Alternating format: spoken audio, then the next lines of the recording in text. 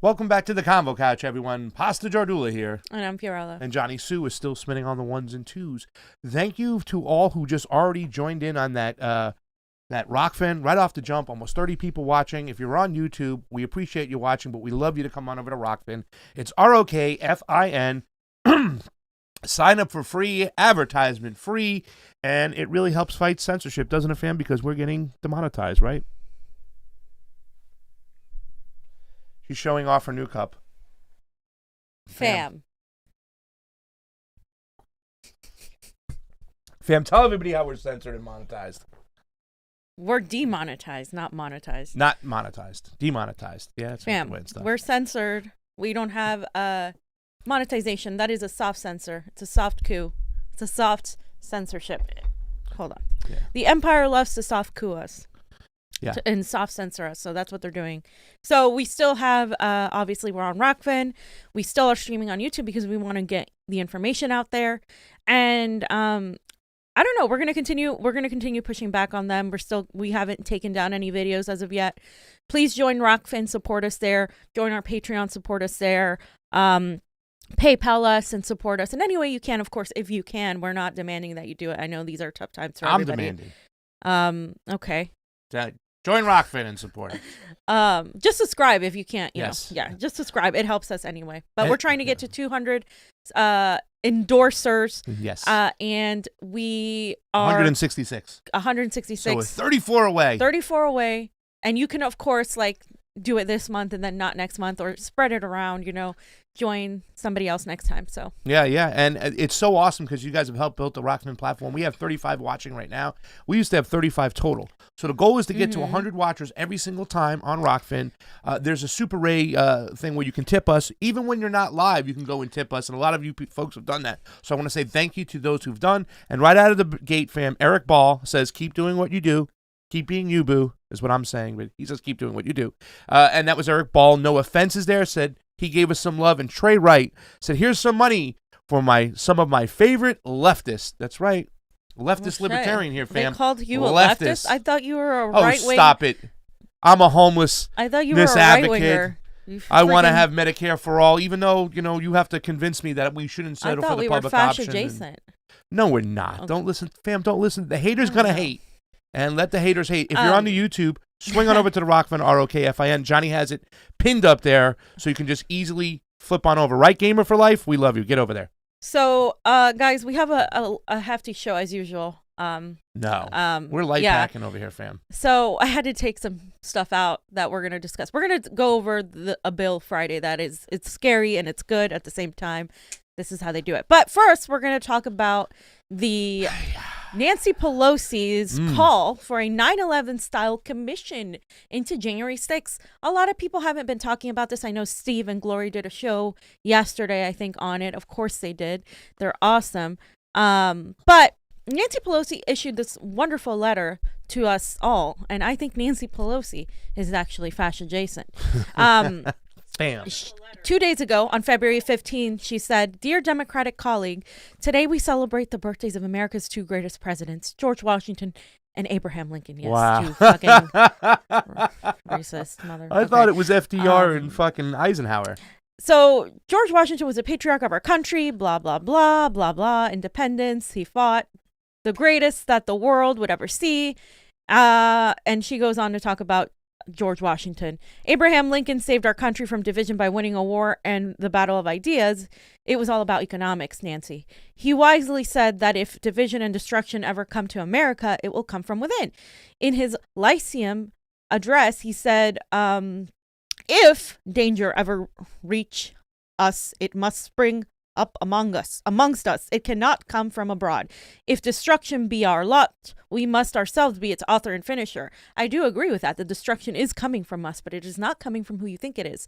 Our country was blessed with the greatest patriotism of these presidents, and now we are grateful for the great patriotism of our impeachment managers, who understand the leadership of congressmen. If I hear about this guy one more time, Jamie Raskin. Oh, God, did an excellent job defending our democracy and honoring our Constitution. What democracy are we talking about here? Where was I? Okay. Now, as always, security is the order of the day. The security of our country, the security of the capital, of our capital, which is the temple of our democracy. Wow. And the security of our members. For the past few weeks, the temple where they literally don't give you any stimulus. For the past few weeks, General Honore has been assessing our security needs by reviewing what happened on January 6th. and how we must ensure that it does not happen again. He has been working with committees of jurisdiction and will continue to make proposals. It is clear from his findings and from the impeachment trial that we must get to the truth of how this happened to protect our security, our security, our security.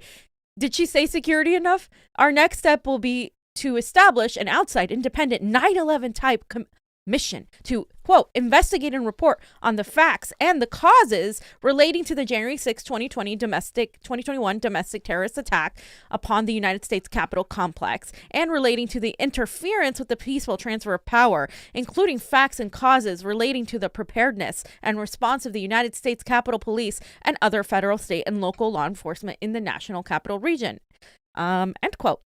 As we prepare for the commission, it is also clear from General Honoris interim reporting that we must put forth a supplemental appropriation to provide for the safety of members and the security of the Capitol. But you don't get anything. We will forever be grateful to the Capitol Police for their life-saving courage and heroism in securing the Capitol and protecting members. Clearly, they didn't do enough of a good job. I thank those of you who have signed on as co-sponsors for the legislation honoring the Capitol Police and other law enforcement with the Congressional Gold Medal, and I urge others to do so as well. We love the police here. As we go forward, we must be worthy of the courage and wisdom of the patriarch of our country, George Washington, and of the savior of our country, Abraham Lincoln. Thank you all for your courage and patriotism. Best wishes. Wow. Fam, she shouldn't be using the word patriotism. What's wrong with her? Yeah, she must be a right-winger? A right-winger. In disguise and stuff? Yeah. So just off the jump right now, I think this is a great distraction from what's going on, from actually providing you legislation that you need and stuff. You know, we've said this before too, fam. When we were out there in a lot of the protests from Black Lives Matter and whatnot, it's like, I think the conservative people within our government need to realize why these people are pissed. It is obviously the fact that somebody disgustingly put their knee on a man of color and killed him in broad daylight. But there's a lot of other things that led to that. Even when we went to Portland, we kind of pointed out the fact that that federal building was right in front of a homeless encampment right there and stuff. We have to understand why people are pissed and why people are upset, and they failed to do that. Now here comes the other way. When it comes to the Capitol building, whatnot.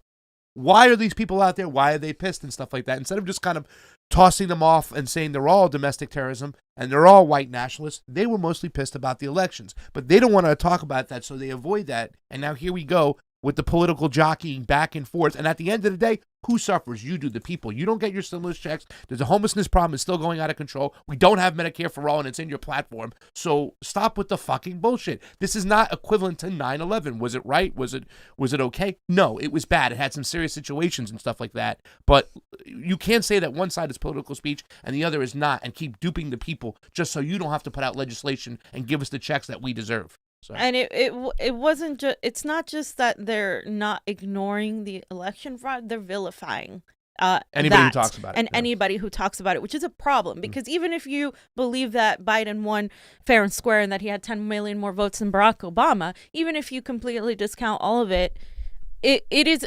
people's right to question our elections. Why are they questioning our elections? Well, we had Bernie Sanders before in the primary, where we saw the Iowa app, where we saw how there was votes decided via coin tosses, where we saw the same kind of weird, the exit polls were off, and all these things were happening.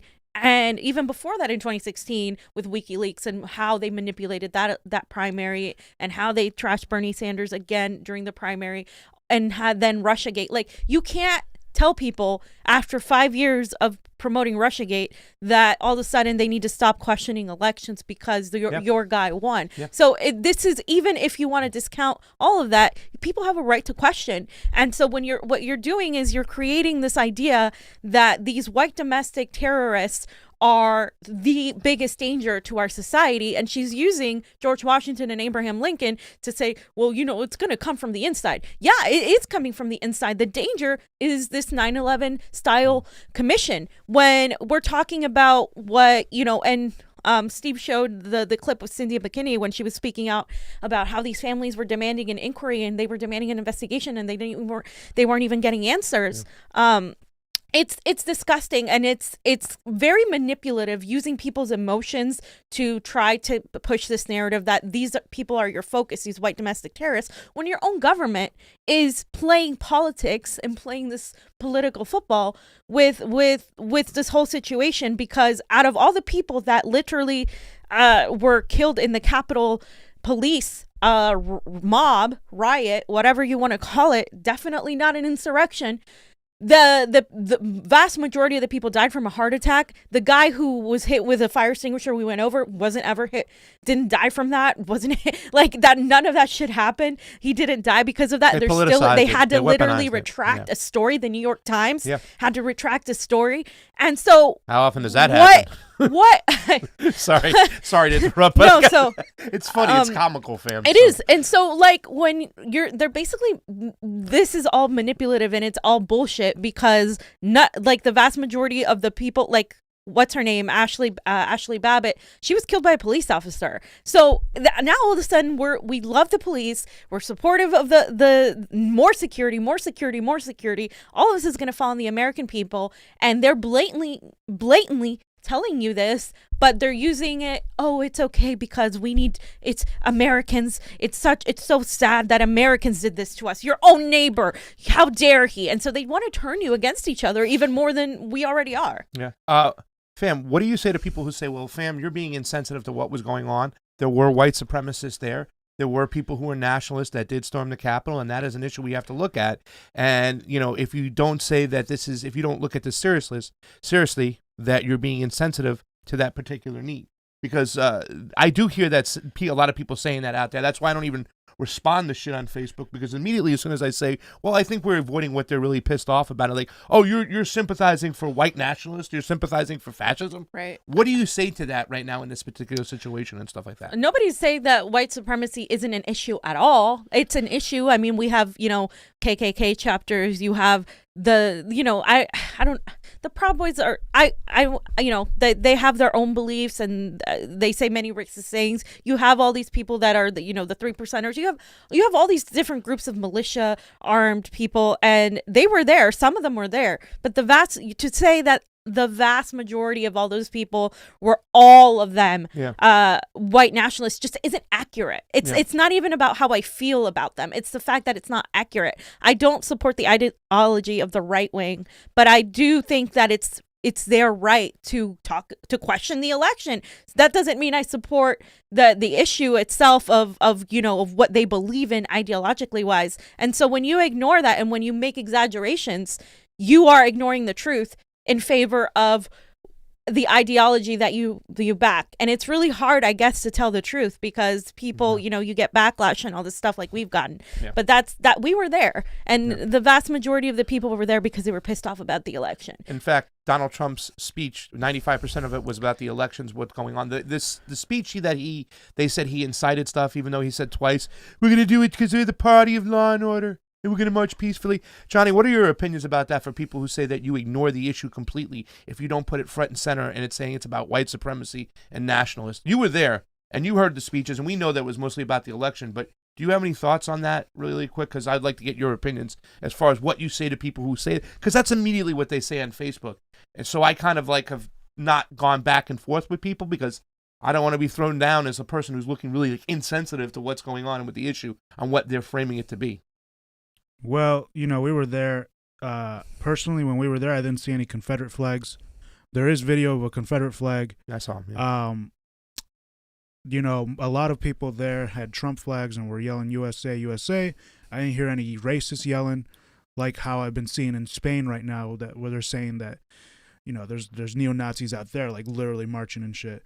What do I say to those people? To those people, I mean, I gotta say, you gotta listen to what we're saying, because we were there. I'm sure that there are Proud Boys, and Proud Boys have done racist shit. They've fought Black Lives Matter. They've done some really bad things, and but they should not just them, but the Trump supporters as a whole should be able to question the elections. And the elections are in question. And the fact that it's the Trump supporters doing it is what really pisses me off. I know. Right. It should have been Bernie Sanders supporters, Yeah. But now it's a right-wing talking point. And now it's a right-wing talking point just to question the elections, when if you've ever even looked at how the elections are run in your county or state, Yeah. you know. Yeah. You know the framework's fucked up. You'd see immediately that Yeah. the elections are fugazi. No. Hugo Lowell, fam, your friend. So what the Biden is actually on board with this. The White House press secretary, who, according to some burners, was a breath of fresh air, Jen Psaki, said that the news conference just now that Biden would support House Speaker Pelosi in the creation of an independent 9/11 style commission to investigate the Capitol attack. But of course, in their investigations, they're not going to admit that it was due to election distrust and transparency. It was due to the fact that people are poor. It was due to the fact that people are having a hard time. That's when you see countries with civil unrest. It just doesn't happen overnight. People just don't decide to do this. Also, the fact that they were allowed in and that there was people working inside to make this happen, it doesn't mean that this was Trump's people. It means that they wouldn't allow that. This is an establishment-based thing. And the thing with 9/11, the only thing that this has in common with 9/11 is that the government is involved in framing this narrative. Yeah. And it's actually the government who did this and who made this happen. And by the way, the 9/11 commissions and all that stuff, we still haven't got the answers. There's still people out there, family members of victims who died in the tower that still have not got an answer of what's going on, wanted to investigate what the Saudis were doing and had links there, and they never continued down those. And in fact, the United States government is covered up for the Saudis. And Donald Trump said he would get answers, and he lied. Never got answers. And that was like when we saw Tulsi standing with those victims and the lawyers and everything they had to say. You can see those people. They're upset. They're upset. I know that I lost a family member in the tower and stuff like that. I haven't spoke to my cousins in a while. But I know they were always just confused about what happened because they were so young. And now they still want answers, and they are not getting those answers. But yet we're going to sit there and frame the insurrection, the breach, the riot, whatever you want to say, as the same way. I mean, I don't want to start saying that a life is insignificant, but we're talking about 5 lives, and we're talking about thousands of lives flown into the World Trade Center. So, I mean, once again, it's a tough situation. It's ridiculous to compare it to 9/11. Thank you for it's saying that. absolutely fucking ridiculous. It is beyond ridiculous. It is an insult to all those people who died, to the millions of Iraqis. I can't stress this enough. To all the people, it's fucking disgusting. And if you sit there and follow this narrative, I mean, I just don't know what to tell you. This is what they're gonna take advantage of, this whole narrative for the next few years. In fact, the mainstream media will now have a boogeyman to talk about. Trump's gone, but they're gonna surely take advantage of all his supporters, the white domestic terrorists. They're gonna boogeyman the hell out of them to get you ready to vote for Miss Kamala in 2024. Yep. Because that's Fam called it first. That's the whole fucking objective here. Yeah. This isn't. She's doing more on front of the camera than Joe Biden, and we're going to talk about what Joe Biden did. There's reasons why they don't want him in front of the camera. Can I get a toast real quick, because I just need to get an amen to the fam. There you go, ladies and gentlemen. Too bad there's no Baileys in my coffee. So Jamal Bowman, from the moment he started quoting Obama and the moment there wasn't any foreign policy, I knew that this guy was going to be a status quo progressive, and he did not disappoint, or he did disappoint many, but he proved me right. He says how it started and how it's going. He's extremely supportive of how he was calling for a 9/11 Truth Commission, or type of commission on Capitol Hill, and that was back in January, right after. And then, of course, Pelosi has agreed that they're going to establish this. So he's really happy and supportive of it. And this is why when you look at people who run under the Democratic Party, Justice Democrats, and all this stuff, and all these people, right? And you don't have specifics. They don't have specifics when it comes to foreign policy, and they don't have specifics when it comes to civil liberties, free speech, Assange. It's a problem because this is the route they go, because they're not really threatening the status quo. They're just rebranding the Democratic Party as a little bit more progressive, a little bit more intersectional, definitely. But they're still, at the end of the day, not threatening the national security state. I would call for an investigation on drone attacks. His boy Barack Obama that he praised about droned an American citizen, and the State Department said he was 21 years old, and then it later came out the kid was 16 at a barbecue. You know what I'm saying? Who we droned. You know what I'm saying? But you want to just do an investigation of what's going on over there, but meanwhile you're going to praise Obama for the endorsement, whatnot. And like I've said, I could never stand. I loved Obama. I campaigned for him twice. I knocked on doors. I thought he was great, and he was such a disappointment, especially when it came to the foreign policy. So if you want to call for investigations, maybe you should call for investigations why 50 to 60,000 people are killed by American bombs every year. Okay. People of color, indigenous people in their homeland. Maybe you should call for an investigation right there. It's so one-sided in the politics that they play. It's just completely disgusting right now. And once again, it's to dupe you and not so they don't have to give you legislation for you that you will help you out, that will help the people over here. So, Eileen Tepper that's said, my girl. As one of your constituents who voted for you, I am deeply opposed to this. I voted for you because you said you would fight for progressive ideals. This ain't it. They'll use it as an opportunity to take more of our freedoms away. If NP is in favor, that should be an indication. Nancy Pelosi being NP. And it's true. If Nancy Pelosi is in favor of something, if Nancy Pelosi is saying this was the most honest and transparent election, question it. Think about it being the opposite being true. And I got to say, Eileen Tepper has really came up with an open mind from Jamal Bauman from the get-go. She asked him about Julian Assange, and he said he had to look into it more and whatnot. He once again played the thing, this is very disturbing what they're doing. I need to look into it more. The same old thing as AOC. You don't need to look into it. If you don't know what's going on with Julian Assange, you're either lying or you're ignorant as can be, and that's an excuse. Incompetence or ignorance, it doesn't make a difference. Get the hell out of there and get somebody in here who knows what's going on, because it's so significant when it comes to Julian Assange. It's so significant when it comes to our foreign policy. So if you sit there and you play dumb, you shouldn't even be there. And we have Keith Olbermann here. He basically goes into his little neoliberal spin. This guy has let's TDS. Let's just play it. TDS to the brim, this guy This has. is Olbermann versus inaction. The meaningless dance of the second impeachment is now over. It gave the Republicans exactly what they wanted, the chance to shed crocodile tears over the assault on our democracy, while still voting to make sure that the next Republican who tries to overthrow the government knows there will be no consequences if he fails. But the Democrats and democracy did win something. The impeachment itself scared Trump into not pardoning anybody connected with the coup, himself included. And at the trial, Senate Republicans were forced to insist that the jurisdiction against Trump and his sedition lies in the courts. So use it. President Biden can stay as far away from this as he wants, but his Justice Department must now appoint a special counsel to investigate Trump's personal role in the treason of January 6th and to prosecute him ceaselessly. Moreover, as the Watergate investigation proved, such a prosecutor is only truly powerful if a public investigation of these crimes runs concurrently for months and months and months. So Democratic leadership must endorse and enact a 9/11 Commission-style investigation in the House and or the Senate of the January 6th coup, indeed of Trump's entire presidency. As soon as the COVID relief bill is enacted, this commission must be established, and if the Republicans do not like it, let them burn in hell. The Democrats have control of the White House, the Senate, the Congress. The Republicans have a leader who just tried to overthrow American democracy. His sycophants and his sympathizers are riddled throughout Congress and state legislatures. They must be revealed, prosecuted, and imprisoned. If not, democracy is at death's door. Because Trump finally did it. He finally did shoot somebody in the middle of Fifth Avenue back there. And he didn't lose any voters. He didn't lose anything. And what he shot in the middle of Fifth Avenue was American democracy. And we are letting him get away with it. We must have a Trump special counsel, and we must have a Trump investigation committee. All right, is he done? He's an asshole. This thank guy you. has TDS beyond belief. Didn't they just have a special counsel into the Russian thing, which you spoke about day in and day out, and they found Look nothing? at the exaggeration. Zero. Like, Trump just he's the shot worst. somebody. Like, how do you get away? How is this journalism? Like, this is just like this, like such He's not propaganda. a journalist anymore. Yeah, he's He's just a party fucking player moron. now. He's an idiot.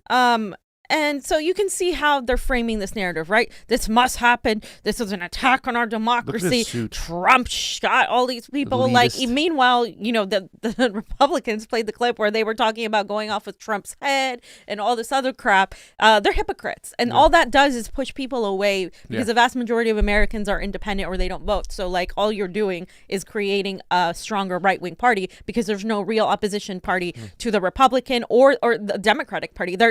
It's just one giant establishment aisle. So you're going to get a more populist movement on the right that could potentially lead us down a bad road. Maybe, maybe not. I don't know. maybe, right? Yeah. And like there's no leftist opposition to that because every single time they oppose the left far more strongly than they do the right. So there's no like this is exactly what you get. You get neoliberalism. This is why people think, you know, that's what leftism is this idiot over here or AOC or Jamal Bowman. No, it's not. Yeah. I hate these people because they ruin it for us. They strip us of any ammunition to actually talk about policy. Yeah, and it's an elitist who makes millions and millions of dollars every year, who doesn't give a shit about poor people. Like, this is the big thing. Right now, we have a crisis out there.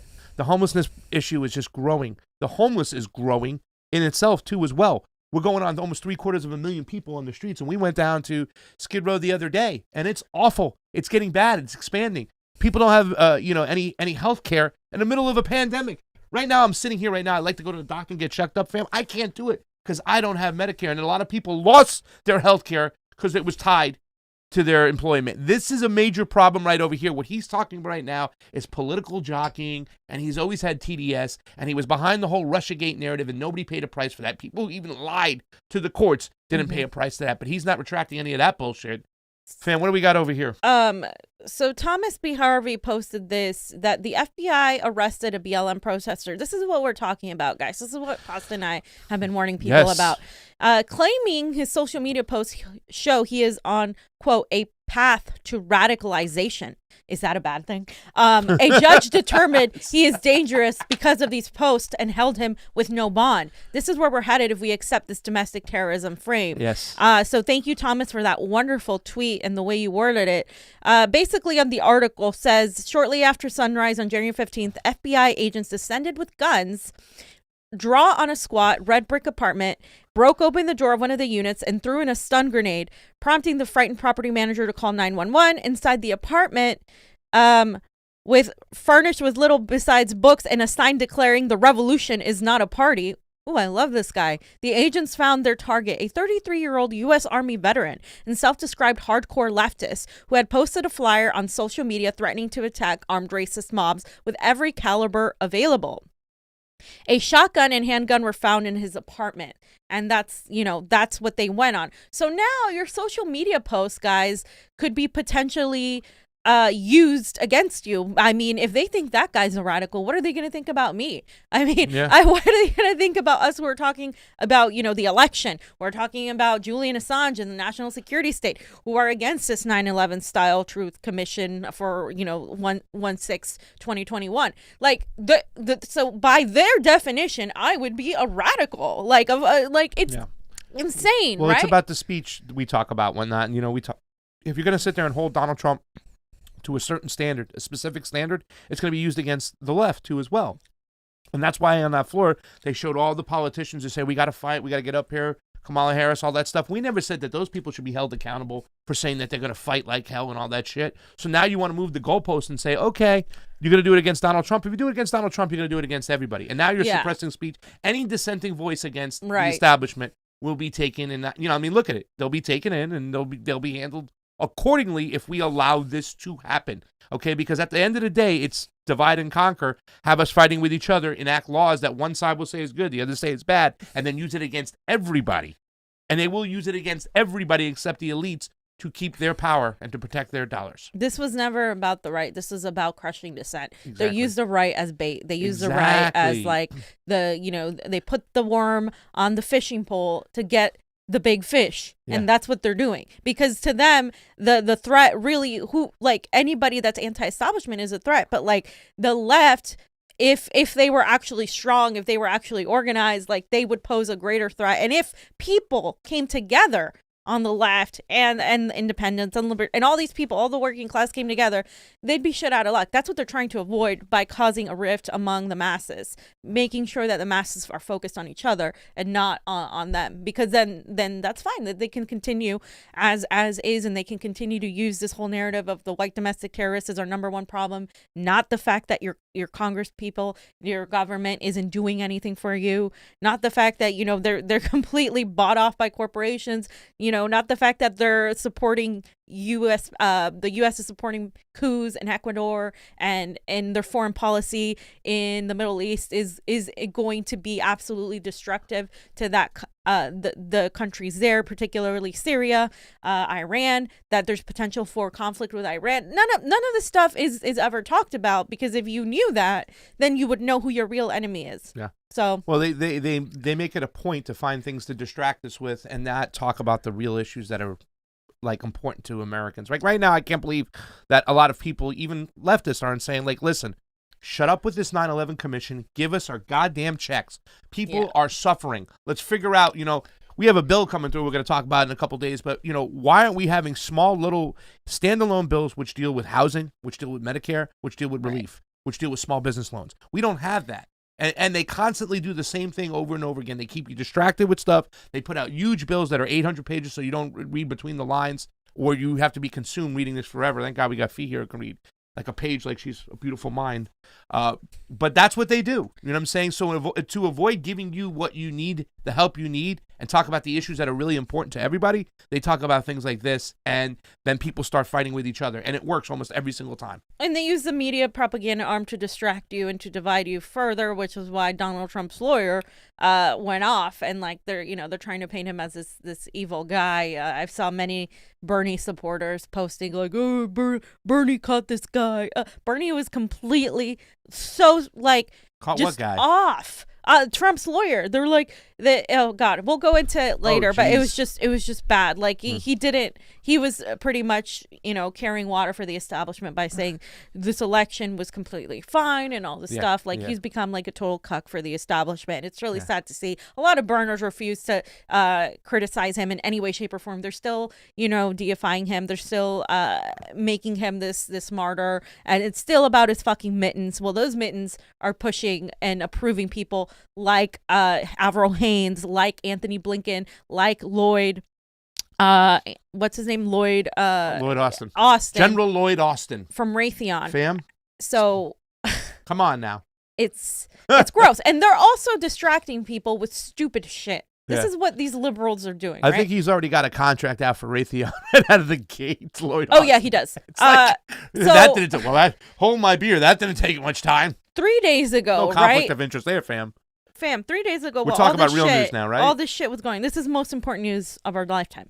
3 days ago, while all this was going on, the most important thing that we had to focus on was the fact that Jill Biden is bringing back the scrunchie. Oh, that's right. Now we will have Gen Z with their mom jeans, with their hair parted down the middle, and we have Jill Stein bringing back the scrunchie. Now I feel powerful enough to be able to wear a scrunchie now without feeling like I'm trying to be like a late 80s, early 90s woman and, feeling out of style. No, because Jill Biden wore it. Now we can all wear it. Look at these headlines. What did it say the last one, Johnny? Washington One back there real Post. quick. It says, First Lady Jill Biden wore a scrunchie while shopping, and people felt so seen.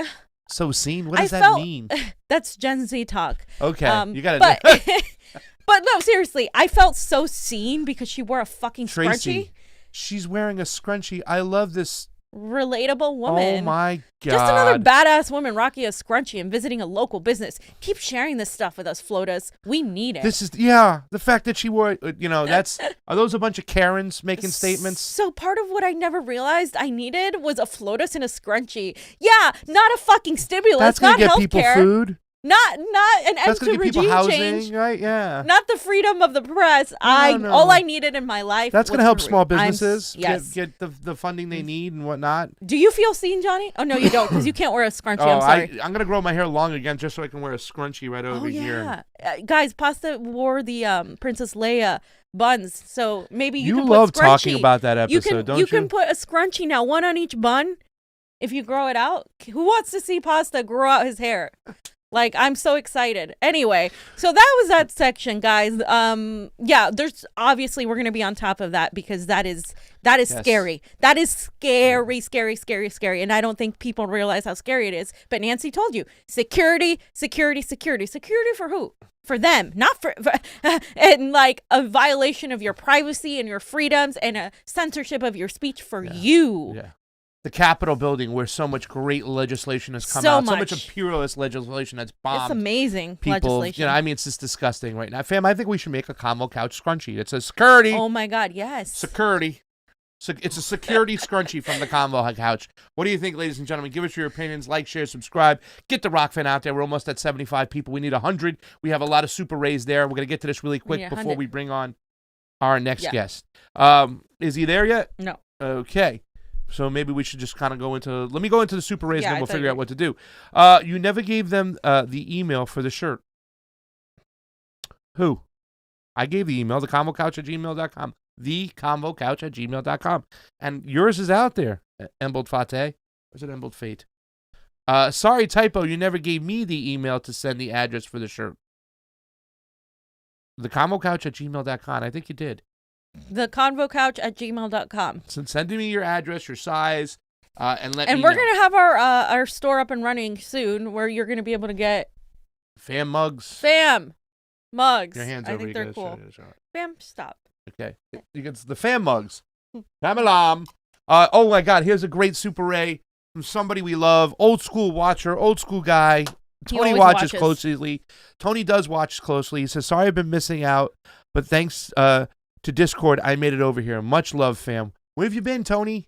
Tony, what's that?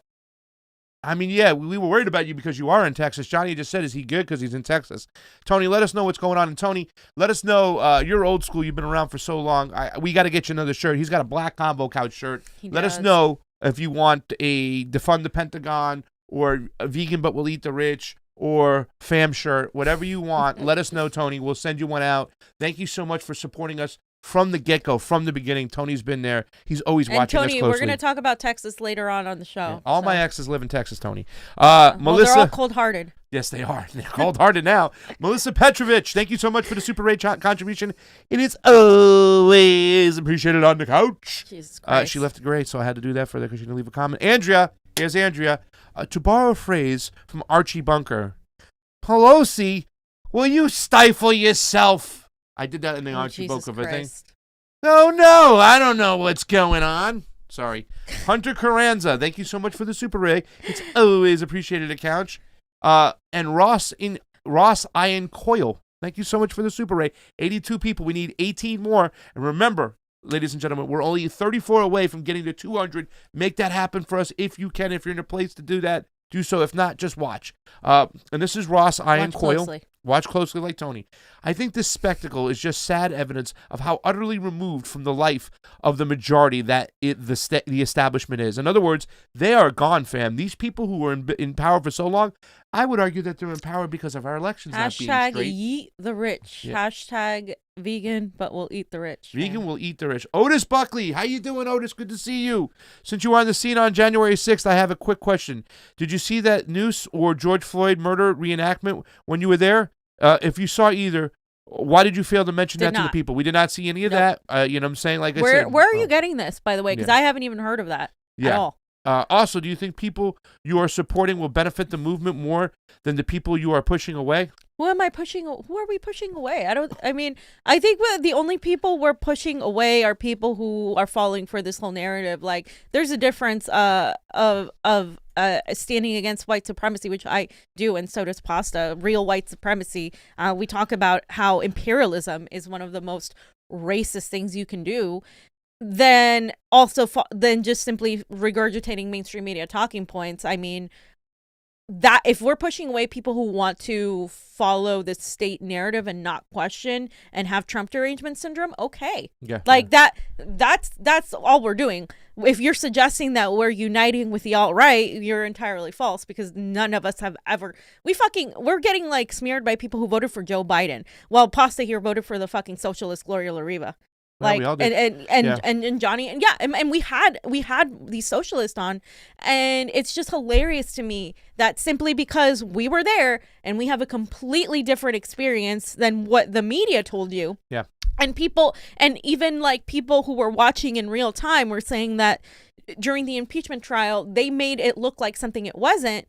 We're simply telling you, like, that. What do you want us to do? Lie? Say that our experience? Yeah, everybody was a white supremacist terrorist. I mean, it's just selective outrage at this point, to hyper focus on the white domestic terrorists being the number one issue. Because we know that the number one issue right now are the people who aren't giving you a fucking stimulus, who aren't giving you healthcare for all, who Joe Biden is over there. And we're going to go over what Joe Biden said in his town hall because it was a bunch of bullshit. Not once did he talk about the fucking stimulus. Not once did he, of course, CNN refused to ask him that because they're not fucking journalists. They're stenographers. Why don't you go after those people instead of trying to say, oh, because your narrative is different than the mainstream narrative, you are pushing people away. Like, I think it's we talked to a stupid. lot of people too there. It was mainly about the elections, why they were there. And once again, here's the noose and stuff. And I don't even know if that's that day. You know what I'm saying? And even if it is, of course I'm not. Why would I? Like, if I would have seen that, I would have been like, yeah, that's fucked up. Yeah.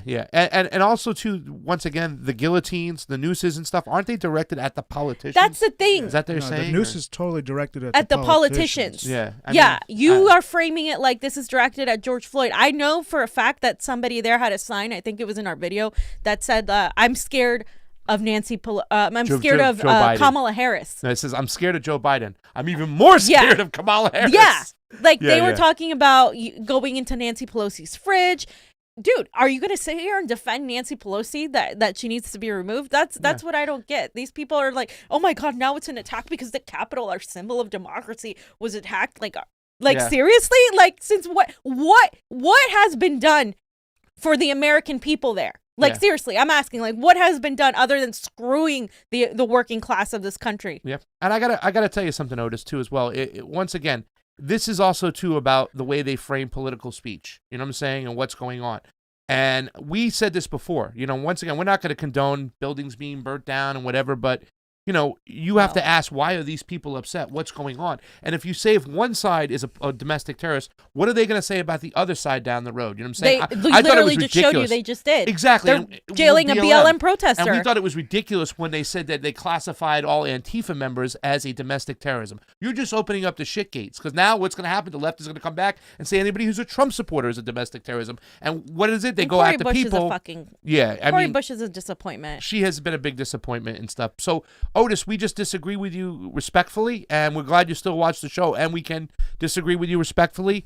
So please continue to watch us. We can continue to have these conversations. If you want us to hit us up on our email and have another conversation offline and talk us a little bit more about that, I'd be willing to do that with you, because we do that. You've been a great fan. You've watched us. You supported us, Otis, and we support you for who you are and your opinions. We just respectfully disagree. And we look at the nuance of, once again, political speech, civil liberties. Because Johnny, I remember a time when Johnny and I, he was like, why aren't you coming out here with me enough? He was going to all these events.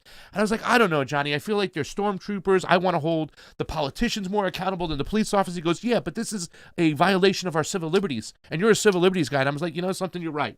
So let's get back out there and we'll see that, because shout out to Glory Jones, because she does both. Yes, political speech is important. That doesn't mean, you know, these things are okay, and I'm saying it's okay to storm the castle or it's okay to burn down buildings and stuff, but the actual political speech out there, whatnot, should be looked upon as political speech. So we can't pick and choose what is political speech and what is domestic terrorism unless it has certain underlining, you know, things that, you know, go with it. And I'll disagree with you there, Pasta, because I literally think that I think there comes a point where you do have to storm the castle. Obviously, you have to get organized. I think people are trying to avoid that right now. A lot of people. But I think if this continues the way it's going, there's going to be no other choice. If you make peaceful revolution impossible, you make violent revolution inevitable. Yeah. And I'm one of those people that actually, you know, I think sometimes riot is the language of the unheard. And like, if you don't listen to people, you're going to give them no choice. So in order to avoid that, we need to listen to fucking people. Yeah. And that's what they did. They avoided listening to people that were out there. The majority of those people out there for the elections.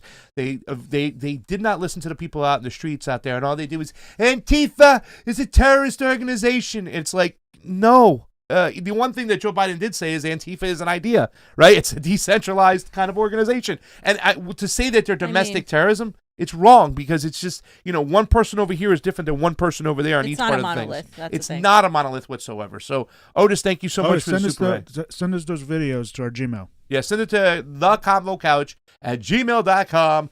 Join us on the Rokfin. That's ROKFIN. Katie and Nick, they gave us a Super Ray contribution. Katie and Nick, it's always appreciated on the couch. And then Marlene Smith says, thanks for all you do and keep bringing truth, fam. We are, and thank you for your support. We're getting a lot of Super Rays. We got 89. We're almost at 100 people watching. Help us out. If you're on that YouTube, how many people are over there? There's like almost 500, right? Yeah. Get on Justin over to the Rokfin. is going to be on shortly. He has the link. So he should be on in a couple minutes. So let me finish up these super rays, Yep. and then hopefully he'll jump on. Ross Iron Coil, thank you again so much. How about investigation the abomination of distraction that was Hillary's Russiagate excuse? Question mark. Ross, 100%. They duped the people with the other people who They're own still doing it. the nuclear We're going to talk weapons. about that on Friday. It's disgusting. They have a legislation where they're asserting Russiagate was real. Like they're putting it on a legal document that Russiagate was real. Like it's disgusting. That's what they're doing. But yeah, we'll talk about that more. Listen to this one. Cultist Demon, thank you so much for the super chat contribution. Cultist Demon, I said, hit us up on the Convo Couch at gmail.com. You are owed a shirt for your super ray the other day. You didn't send me your information, and we'll get you one, and we'll talk a little bit more, and we'll get your sizes. And Cultist Demon says, it drives me nuts when Caleb Maupin, smart as he is, insists that Trump is anything other than a psyop. If they actually throw him in jail, then I will stand corrected. But it seems clear to me the guy was never fighting against the entrenched power, whether on behalf of the nationalist, capitalist, or anyone else. I mean, I agree with you there. I don't know if you agree, but I agree that Trump was more and more as it's coming out, and I know Steve and others have mentioned this, like that he was he has to be aware on some level to some of these things. I do think like he isn't 100% like part of that entire DC beltway, but he's still a billionaire. Yeah. He's fine. He'll be playing golf. His family was in Florida, and I think he's still part of that. He was never the anti-establishment candidate he ran on, and I think. Yeah. It is. I'm questioning stuff right now because it seems like they really didn't want him in there. They really wanted him gone. I don't know if it's theatrics or if it's really they want him gone for whatever reason. I frankly am at the point where I think it's all theatrics. Yeah, it's all kabuki theater. A lot of people say, and I wouldn't deny that. So we'll look into that more. Reeve Barker, thank you for the super rate contribution. And Ross Iron Coil said the Capitol building had a giant flaming red eye hovering above it. It couldn't be more. It couldn't be a more unholy place. I don't know what that means. I'm not gonna deny with you the legislation that's come out of there has been like a death cult. Eric Munn, thank you for the super raid contribution. Otis Buckley, the media isn't separating us on this one. Yes, it is. It is your continued support for white supremacist terrorists. Disagree with you because we never supported that. That's a hefty accusation. Yeah, it's not just a disagreement. Now you're making accusations. I'm sure you'll say that's not your intent. It doesn't matter. That is exactly what you're doing, and your refusal to see that is disheartening. It shows you're unwilling to empathize and see what we have had to suffer through for 400 years. Otis, I'm sorry. I totally disagree with you there whatsoever. And Otis left another super ray, and it's the reason the majority of pro-black community does not want to work with allies. You are pushing away the ones I represent. Also, I have to put the video on a noose and George Floyd's reenactment in my videos. Do I need to put in another? Grow your hair long, bro. Be my Valentine fee. All right, can we get to our guests? Yeah, and the last one, reading? Which is it, Fiorella, you asked where I did get the info about on the news, the murder reenactment. Now you're acknowledging it by saying the news was for politicians. Which one is true? Otis, we'll hit you up on that. We'll talk a little bit more. And Roar Media says, Roar Media rides all the way with the Convo Couch. Thank you. We ride all the way with you. We have 100 guests on our Rokfin. We have 500 on YouTube. And we now have our guest with us in the house. Let me get my... get to the point where I can do my intro because I wrote a nice intro because, man, am I excited. I watched this gentleman's new podcast yesterday. It is fire, and I've never seen an athlete come this heavy and this hard. In fact, he was going after Andrew Cuomo, and I think Woody Johnson of the New York Jets, who is a Trump guy who can't stand Cuomo, says he'll sign you to a nice contract with a lucrative deal for saying so. But let me tell you something. I think a lot of owners out there, fam, are going to be really upset and say, wow, this guy is willing to speak his mind. And like I've said before, let me get to my part because so much in here and stuff like that. Let me do my intro because I'm so excited. There are a decent amount of athletes who dare share their political knowledge to the public due to fear that their owner might punish them. Not our next guest. In fact, not only has Justin Jackson thrown his political opinions into the ring, but many independent media figures consider his ideology to be one of the most nuanced out there. Just a couple months ago, Justin Jackson's tweet prompted AOC of the Squad to push back on his support for the hashtag Force the Vote movement, a movement in which progressives in Congress would withhold their vote from Nancy Pelosi's speaker position unless she agreed to bring Medicare for all to the floor for a vote. But she did not. Joining us today is the former Northwestern running back and current LA Charger, who netted me a big win this midseason in my fantasy football league. Justin Jackson's here. How you doing, Justin? How's it going, y'all? Thanks for having me on. I'm glad I could help you. I'm glad I could help. Fiorella and John said that they laughed because Justin's going to like that and stuff. And it's when Eckler went down and you really ran the rock and stuff. And, I don't want to get too much into football, but I'm like, man, Justin Jackson is a great receiver. He's smart. He knows how to run routes. He's got to get with a team that can really use that receiving out of the backfield. I don't think they throw the ball to you enough. And I hope they do that next year a little bit more. So. Yeah, I think I actually talked to our new head coach recently, and he mentioned the same thing.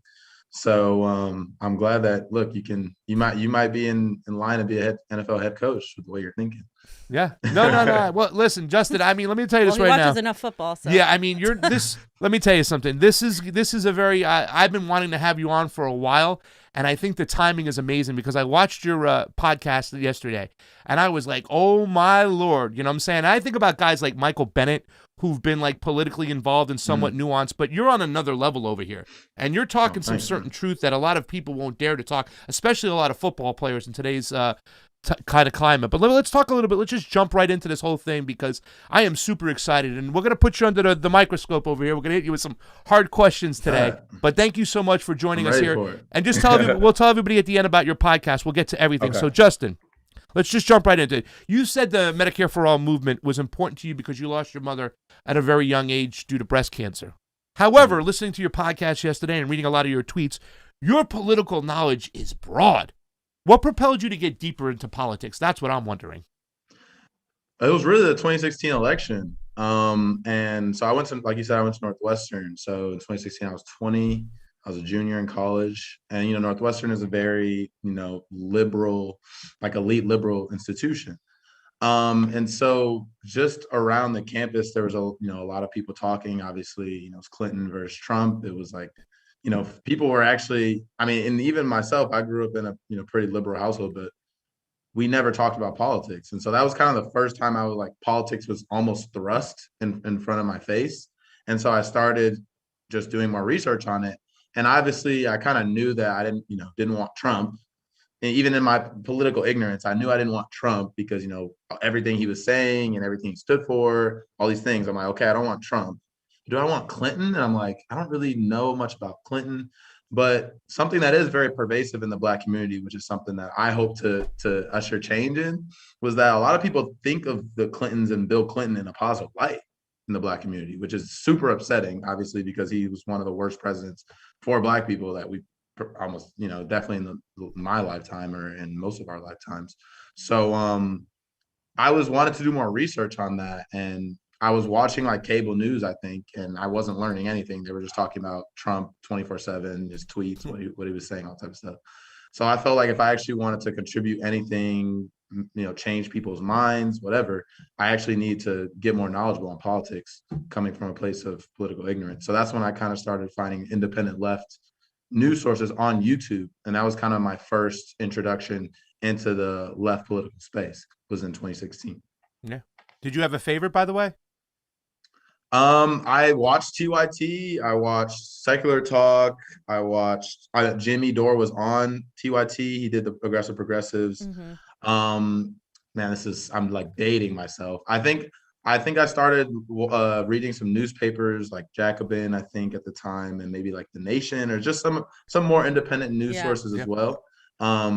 Yeah, so man, that seems like so long ago, but it's funny because The Intercept, it's funny because those were all the ones I watched too in 2015 and 2016, and God, now so much has changed. It's just that's all I'm gonna say on that one. Although I still love Jimmy Dore, but it's just so much has changed. It's we're radicalizing. I guess that's a bad word now. Radicalizing at such a fast level, but you criticize the squad for Force the Vote, and I'm not going to focus on Force the Vote, but how do you see the squad as a whole? fitting in the sphere of this climate? And do you think it's worth supporting progressives to run as Democrats? Because it seems like it hasn't worked in our favor in the most recent times. Yeah, that's a super tough question, and I don't like to speak in absolutes because I'm not going to sit here and act like I know everything. I don't, and I know what I see, and I read a lot, and I try and be very knowledgeable on these topics. What I see from the squad is policy-wise, most of the time, not all the time, and I think that's something that a lot of people still won't admit, is that especially when it comes to like foreign policy and stuff like that, there's places where I don't agree with the squad, and there's places where the squad, they don't even agree with each other, you know? So I think that's something where policy-wise, most of the stuff we agree on, like Medicare for all, Green New Deal, public college, all that, great. I think where we have a huge disagreement, and even amongst the left, I think there's a disagreement, is the strategy. For me, I truly don't believe, and I think it's empirically known, that you can just work within the Democratic Party behind the scenes, playing the political game.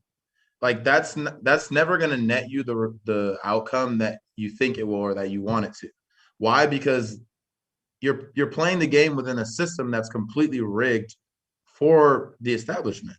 So there's no way you can actually play that game within that system and be better at that game than the people who are also playing the game but actually have positions of power where they can do stuff like keep AOC off of a committee seat or kick Katie Porter off her committee, where, I mean, she was probably the best one on that committee. So my theory of change, I think some of other people's theory of change, is if you do think you're going to be within the Democratic Party and work within that framework, well, then you have to not just be happy about having a seat at the table. No, you have to flip the table over, right? Yeah. That's what Trump did in the GOP primary, in the GOP in the Republican Party. He flipped the table over. He changed the game. He became the party.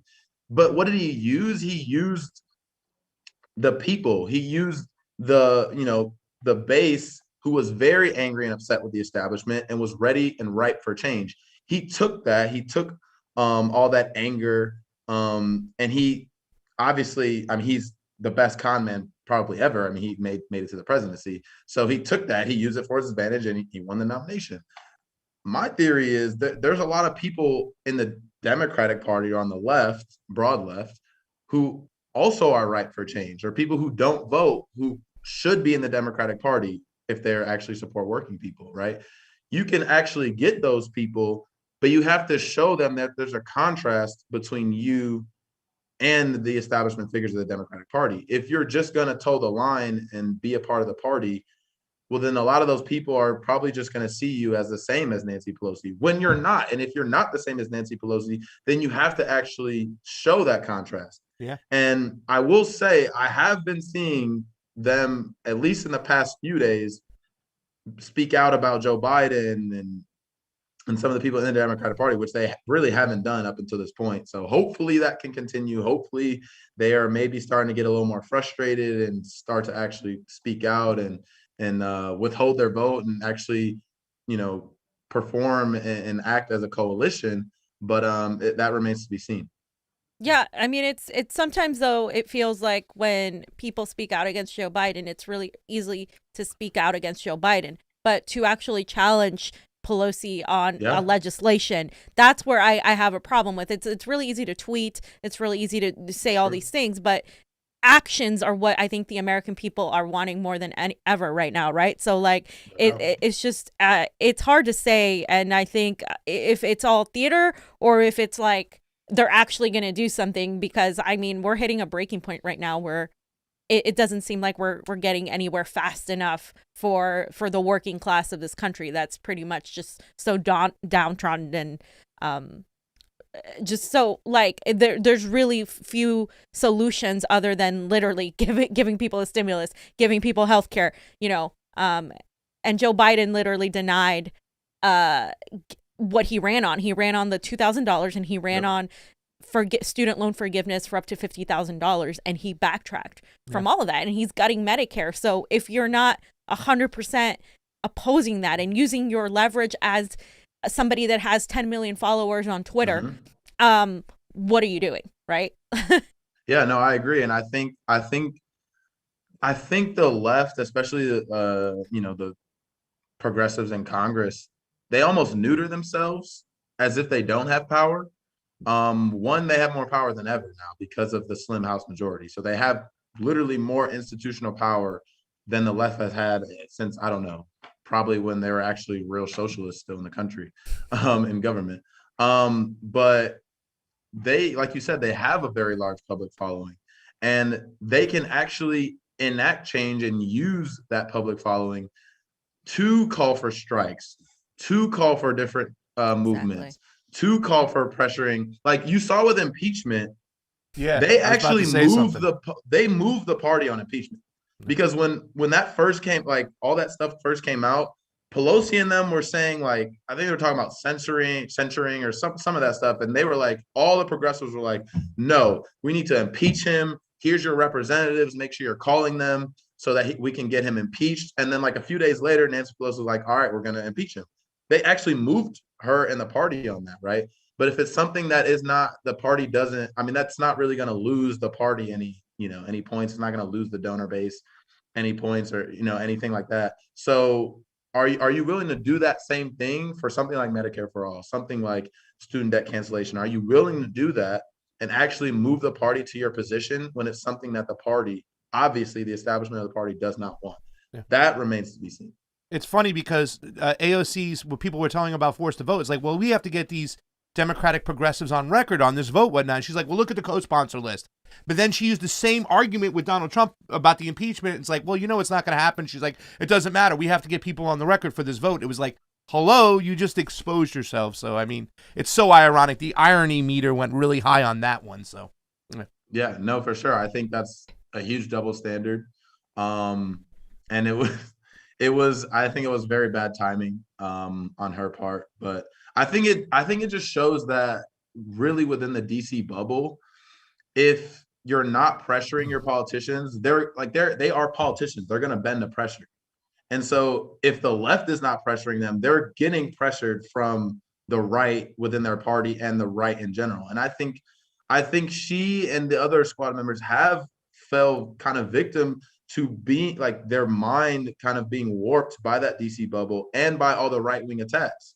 And so I think they identify a lot more with Nancy Pelosi, with Hakeem Jeffries, with these establishment figures of the Democratic Party, obviously, than they do with someone like Ted Cruz or Josh Hawley, right? But we need you as a progressive base and the electorate, we need you to also recognize that you can be with the Democrats against the Republicans on certain things, but if the Democrats they're not, where we need them to be on certain positions, well, then you need to be able to speak out against them as well and bring them along to our positions, because our positions are popular, right? And it's like, everyone's like, you need to organize more, you need to do this and that. Well, I understand that. You always have to do that. But we've organized to the point where we've gotten 70% of the country to agree with Medicare for all, where we've gotten, majority of the people to agree with taxing the rich, all these things. Like, so you have to use that leverage that you actually have now to push for those things. You have the public behind you. So it's okay if you're going to get ostracized by the corporate media or by the corporate Democrats. That's fine. Like FDR said, you should welcome that, right? And you saw that they tried to primary her, AOC, which she obviously beat the candidate that they propped up with millions of dollars by a mile. Like your seat is safe. Like so the whole like, oh, this is gonna be bad for her career thing, like that doesn't even bear out like in empirical data. So you talked about how, going inside the Democratic Party, it's hard to say that you're going to change that or reform it, but is a third party viable, or do we need more direct actions that lead to movement building around issues or policy rather than third parties? Or maybe we could use a little bit of both. I mean, at this point, who knows? Yeah. At this point, I'm like, throw everything at the wall and see six. Because and I almost think of it from like a football perspective. Is like, okay, right now we're basically down by like 3 or 4 touchdowns. It's a really mountainous, hill we have to climb. So you can either just give up or you can keep fighting, right? So it's like my ideology is I'm going to fight at every turn I can. If that means supporting a third party, I'm going to support the third party. If that means pressuring progressives that are already in there who, generally agree with us on policy, okay, I'm going to do that. Like, we can do all these things. We can walk and chew gum at the same time. We can support strikes. We can support, like you said, direct actions, stuff like what's going on with Amazon. Stuff like Healthcare LA, New York Health Act, whole Washington. We can support all those things. We can do all these things. It doesn't have to be one or the other. And when someone pigeonholes you into thinking, oh, you have to do this, and you can't think about a third party. You can't criticize this person, this politician. Like, to me, that's a red flag. Yeah. That's a red flag, because at this point, like, workers are so exploited. Poor people are so exploited in this country. It's like you can't really get that much worse. Like, we have a lot of room for improvement. So it's like, fight at every turn. Every opportunity you have, take on that fight. We have enough energy and enough people in this movement for all of us to take on different fights all at the same time. Yeah. All right, let's get into the nitty gritty. I've been waiting to ask somebody this question for a long time, and I'm glad I got you here. So, I supported Colin Kaepernick's right to kneel. In fact, I have a shirt that says I'm a Jet fan and I support Colin Kaepernick. But I supported it really due to the civil liberties issue, the fact that, you get paid to play football. You shouldn't be told that you have to give your allegiance to a flag or anything else like that. His actions were about recognizing police brutality and the oppression of people of color. However, he signed a multi-million-dollar contract with Nike, a company that has participated in some of the worst slave labor practices in Indochina. How come most of the athletes in professional sports don't see the hypocrisy by signing with these shoe companies? And furthermore, why don't you think that anybody hasn't stepped up and started an athletic gear company right here in the States to help out poor communities, like in Flint, Michigan? Yeah, well, I think that's a great idea. And personally, I never thought about that. And I think it's obviously in our capitalistic system where you have Nike, Adidas, and Under Armour, who are like pretty much the three players. You have like New Balance, kind of, Jordan a little bit, but it's mostly those three. Yeah. And just like pretty much every other sector, it's just, a few companies. So there goes your choice, right? There's like a few companies you get to pick from.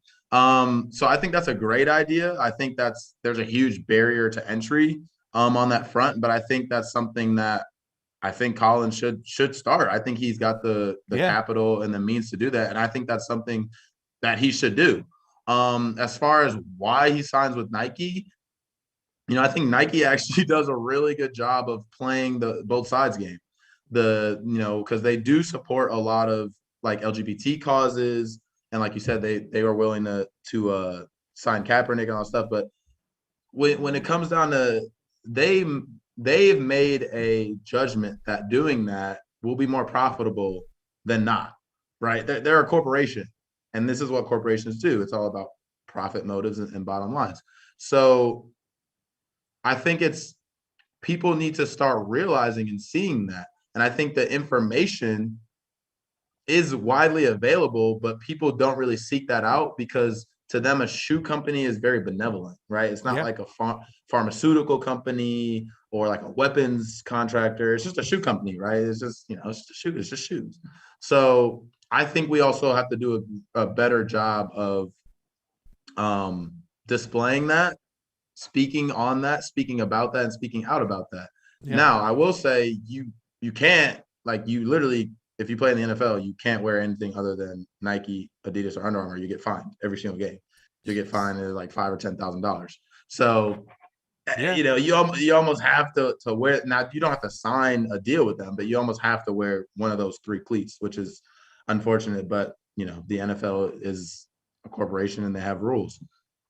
Yeah. No, I mean, listen, and that's something we've talked about all the time because I know a lot of right-wingers now are bringing it up because of Colin Kaepernick, but I've said this for years. I haven't wore Nike in over 10 years because a guy by the name of Jim Keedy made a movie when he went over to Indochina and he saw the practices. In fact, one of the things I thought that was so disgusting, which Jim Keedy pointed out, was that a woman working in a factory in Laos, when she had her period and she needed a day off, she had to actually pull down her pants in front of her employer and show them the blood there. And I thought it was so disgusting. And I think a lot of people miss this because I've said this is the opportunity. It should be the cap. in Flint, Michigan. Let's do this. You know what I'm saying? I've only seen somebody kind of like, I forgot his name, Stefan Marbury, when he made cheap shoes and he didn't make a profit to give them to poor inner city children. That was awesome. But he still didn't do it the whole way. And I think a lot of times it could be very hypocritical when you see some people, they're kneeling for what's going on, and it's about oppression of poor people, you know what I'm saying, and people of color. And meanwhile, the shoe deals, and I know it's a quagmire too when the NFL makes you wear those things. And those three companies,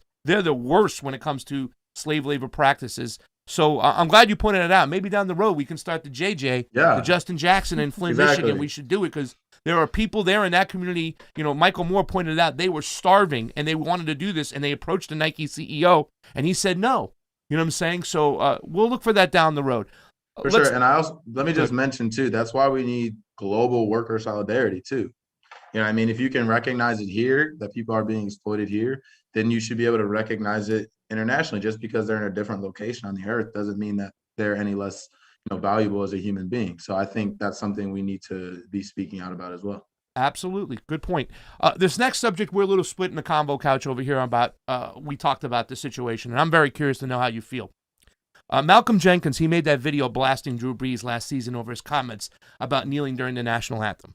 What's your opinion on the situation? I mean, did Jenkins go too far saying that Brees is part of the problem, or was he justified in making that video? I'd say, I think that, to me, that is a criticism of liberal ideology, because even though he might not be a liberal, he's using his platform to be like, my religion or my love for the flag is kind of more overarching than your struggle and your your fight for freedom. So I would say I think personally, when I saw it, I thought he was justified for his criticism, because after all these years, after everything that's going on, like that's what you come out and say. Like, I think that was just very tone deaf. But it also shows that even throughout all this educating that we've tried to do here in the Black community to our white brothers, or just other people who may not have actually experienced the same things that we have as Black people have experienced, even throughout all of that, we still need to do more. And that's frustrating. It's upsetting. But I also think that you have to do it. You have to call it out when you see it, even if it's someone you might love. And if you can actually do that, and now maybe Drew Brees actually does think the right way on it. Now he will use his platform to, support those causes, right? And it might have started right there. So you can't be uncomfortable having those conversations if they need to be had. So I don't know how y'all thought about it, but I thought it was justified. But you also have to back it up on the back end. If you're going to be calling people out for that, well, then you have to make sure you're doing everything you can to support those causes too, which I'm not 100% sure if he is. I have to do more research into that. Yeah. But, I hope he is. Yeah.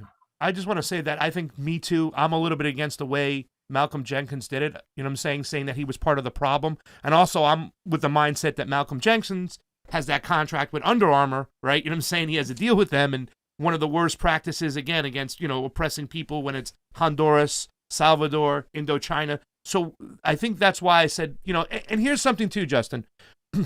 I know when I fight with my mom and her family, we have this old school traditional Italian family.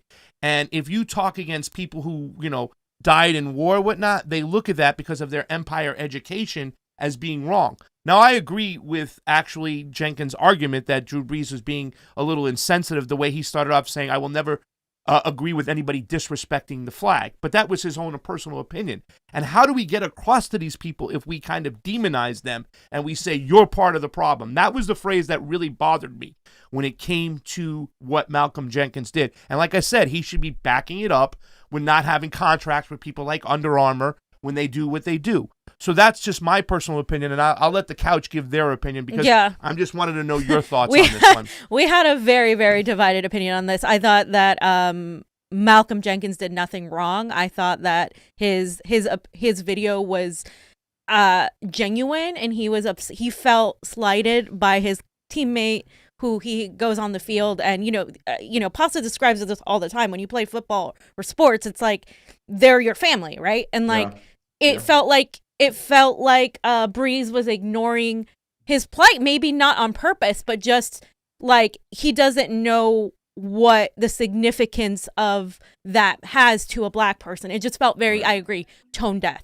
Like I felt like he was justified in that. And then after that, Breeze actually apologized. And if he didn't do anything wrong, why would he apologize? It just felt to me like he was justified. And I think there's a difference between having a difference of opinion on your ideology as to what, if you think we should have big government or if you believe in healthcare for all and all of that, to there being a difference on somebody's experience and being able to listen to somebody's experience and acknowledging that experience. I think there needs to be more education. I agree that it is empire education, but I think a lot of white people do need to hear what the experience is of a black man who you will never understand. I mean, you know what I mean? So yeah, no, and I agree. And I think I truly don't think that his intent was malicious.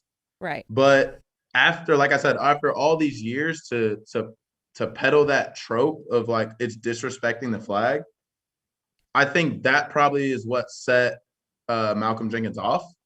And I think he's justified in that. Now, like you were saying, Pasta, do I think he needs to back it up on the back end? Yeah, of course. I think we all need to do that.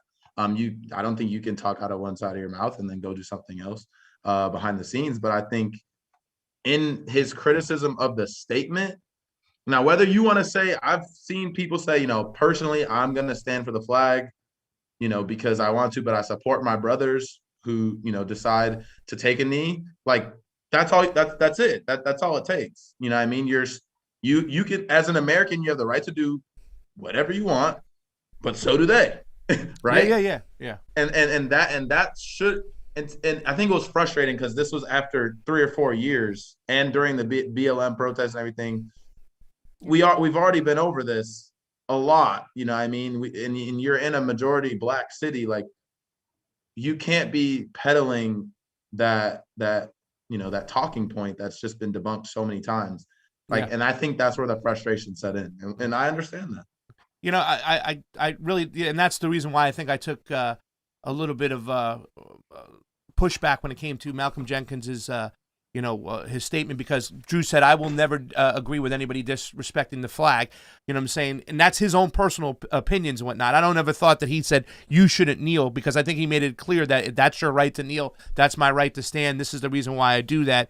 And this is, even though it's like we're still talking about this thing, and this frustrates me, Justin, because we still say, do you think you should go to a lot of Trump supporters? Do you think you should go to jail for a year, the way Donald Trump said, for burning the American flag? And when they go, yes, they should, I'm like, what is wrong with you? Civil liberties right here. They have a right to burn their property. They're coming after you right now for the same thing. So it is a frustrating thing, but let me just say this much. It is a sensitive subject for a lot of older people out there who, from the empire education, living through World War II, they still look at that flag as something that it is really special, where I've been kind of like sitting back on the Pledge of Allegiance. I won't even stand half the time. You know what I'm saying? It's like, no, I'm not doing it. That's my beliefs.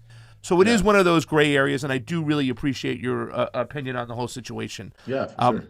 I was going to ask you. I wasn't expecting that question, so I'm like, I'm trying to remember, because I remember watching the video, and I remember after the reaction and my reaction, I know Shannon Sharp covered it and everything, and I was like trying to remember. Yeah. But that was definitely a big moment. But I'm glad that he spoke his truth. He said what he felt. But I'm glad the way Drew Brees took it. I think he took it in stride. He took it on the chest, and hopefully he changed for the better because of that. And I think that's what we need to do. We need to talk to each other. Yeah. We need to call each other out on our bullshit if that's what needs to happen. And I think he did that. And hopefully they're both better for it after. I think the way we call each other out on the bullshit is important too as well. I mean, I just told Fiorella before, it's like, I can't stand that thing when they say you're part of the problem. It's better than, hey man, I really think you're wrong on this, and it's been several years that you've been having this kind of sentiment. Listen what we're talking about. Look at this avenue. I just took a little offense to the way Malcolm Jenkins handled it. Maybe I'm wrong for looking at it and I don't see it the same way, but also the Under Armour contract too as well kind of weighs into the point where, Malcolm, look what you're doing. Walk the walk before you try to talk the talk. So, I wanted to ask you, I obviously white supremacy is an issue. And we know this. I think the vast majority of us on the left aren't saying that it's not. But right now, the insurrection is being used to amp up censorship and increase surveillance on people, right? Julian Assange is still in danger of extradition. Joe Biden has said he's going to continue to pursue his extradition. How do we convince the left, which is largely ignorant, either willfully or, unwillfully, how do we convince them that speech and press freedoms are so important for any issue we care about, whether it's, Black Lives Matter, Medicare for all, a stimulus, or anything that is actually something that we want to achieve?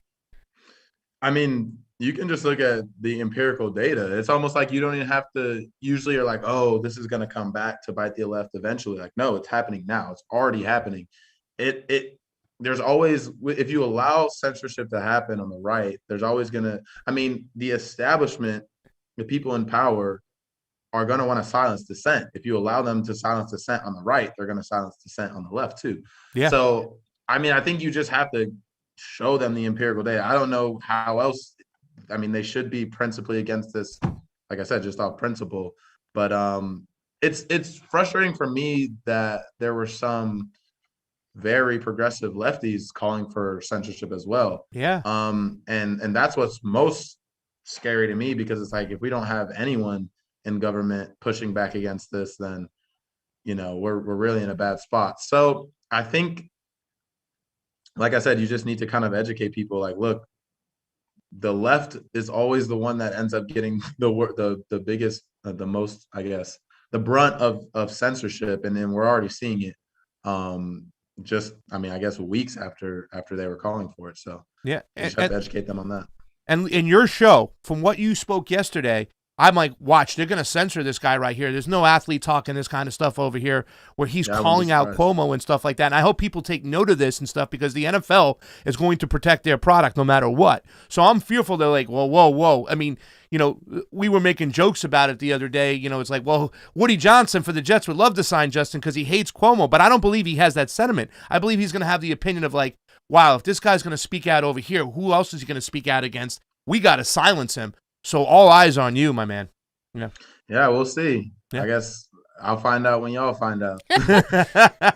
Another issue, and I think this is the two more questions. Yeah, two more questions. Imperialism is a big part of capitalism, right? We were talking about Nike and what they do. It's extracting resources from other countries, and I think imperialism is inherently racist, right? An example right now would be the U.S. support of coups in Ecuador and Haiti. Much of the left largely ignores these issues, and many Americans understandably are barely able to look up. Like, they're so busy trying to work or not having a job or not having healthcare. But so much of our wealth goes into regime change and into the military industrial complex. How do we bring back this anti-war movement of the 60s and a focus on foreign policy relating to our domestic policy?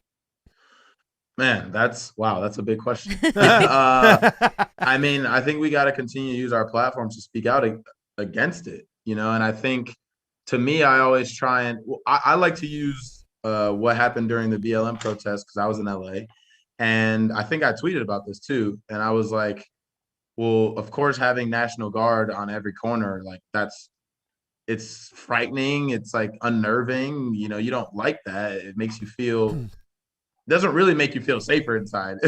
It makes the atmosphere. When there's someone on the corner with a freaking automatic machine gun that could mow you down in a second, it's just very unnerving. So I'm like, if we're not okay with this in our streets, then why should we be okay with doing that to other people in some country you don't even know where it is on the map, right? Exactly. And so I think I try and appeal to people's sentiments. Like, I know you wouldn't want this in your life and on your corner in your neighborhood, so we shouldn't be pushing this on someone else who is just so happened to be born in a different country. But I think it's really tough because, like you said, voices who speak out against imperialism, speak out against, the prosecutions of journalists like Assange, like Snowden, like Chelsea Manning, they get silenced or they get shadow banned or they get, put on the 10th page of Google or stuff like that.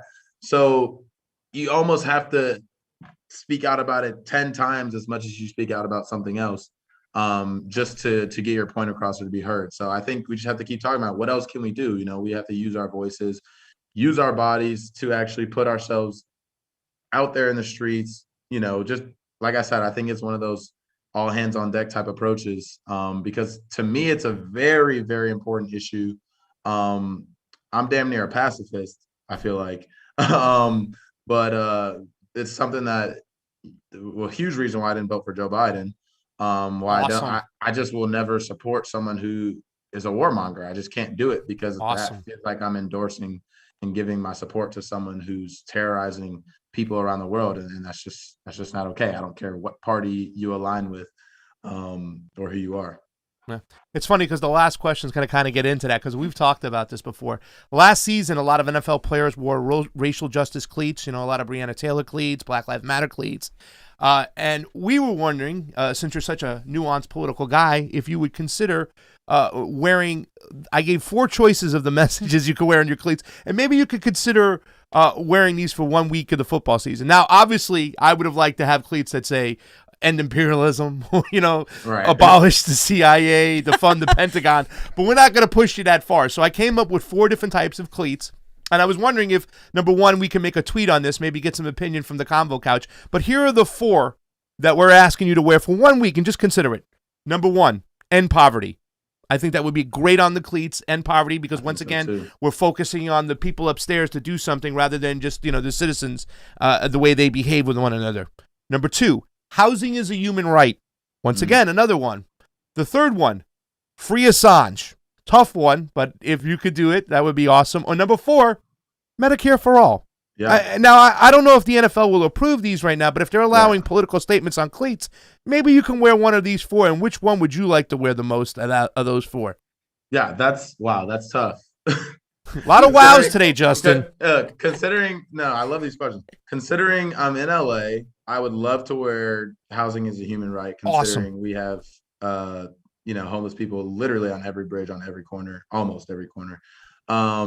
So that's a huge one. Medicare for all. That's one I was actually, before y'all even said this, I was thinking about wearing that, because we can, they have to be approved. Of course, they have to be approved. So I'd have to send it in, and they'd have to approve it. I mean, I could wear it. I'd lose $10,000 immediately. Probably worth it. Maybe we can have a GoFundMe. $10,000 so you can wear free Assange on the sneakers. Hey, give me a GoFundMe, what do you call it? Crowdsourcing. We'll crowdsource it. But no, I think that's a great idea. I was challenged a few times on Twitter. And that's one of those challenges I was like, you know what? I take that, and I think I will do something with that next year. So I'm glad y'all are challenging me on that front too.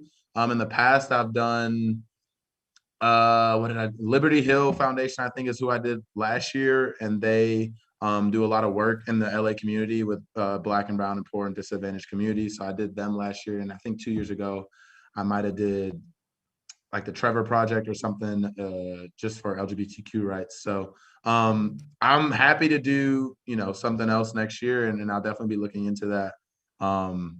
Medicare for all, free Assange, housing a human right was the first one. End poverty. End poverty. Yeah. So, man, maybe I can slip all of them on there. So we'll see. Would you mind if we made a tweet to see what the audience wants to do? No, go ahead. That is awesome. And I would also just, in closing, ask that you consider coming to the New York Jets. We have a new coach. It's a zone blocking scheme. It's a blown zone blocking scheme. We're going to get another offensive lineman there, and we're going to use your catching skills out of the backfield, Justin. So can you tell everybody? I like New York. I like New York Justin, we love you. I mean, really, to tell you the truth, I have been so excited since you've bursted on the scene. Some of the candidates you supported, I mean, you are really, really nuanced, and I think you're really putting yourself out there. I can't wait to see the impact you have on other football players around you with your voice, for them to get deeper and look a little bit deeper. Would you like to tell everybody about your new podcast show and where they can find you? Yeah, for sure. Well, first off, I appreciate y'all having me on. I love y'all's tweets. I'm always following what y'all are saying, watching the show. So I appreciate it. I've got a new YouTube show. It's called The Takeover on YouTube. You can, if you go to my Twitter, J_man prime, I think it's on the screen, 21. I've posted my first few vids. I'll be posting a few more videos today. Find me on YouTube at The Takeover. Really excited to, like you said, get it started. Hopefully make some waves. Hopefully change some minds. Grow the coalition, grow the movement, and keep pushing us forward. There's no time to wait. We need these things now. We need Medicare for all now. We need, we need to end poverty now. Housing needs to be a human right now. Yeah. We need to end imperialism right now. All these things can't wait. Because all the days that go by, we're waiting for these things to happen.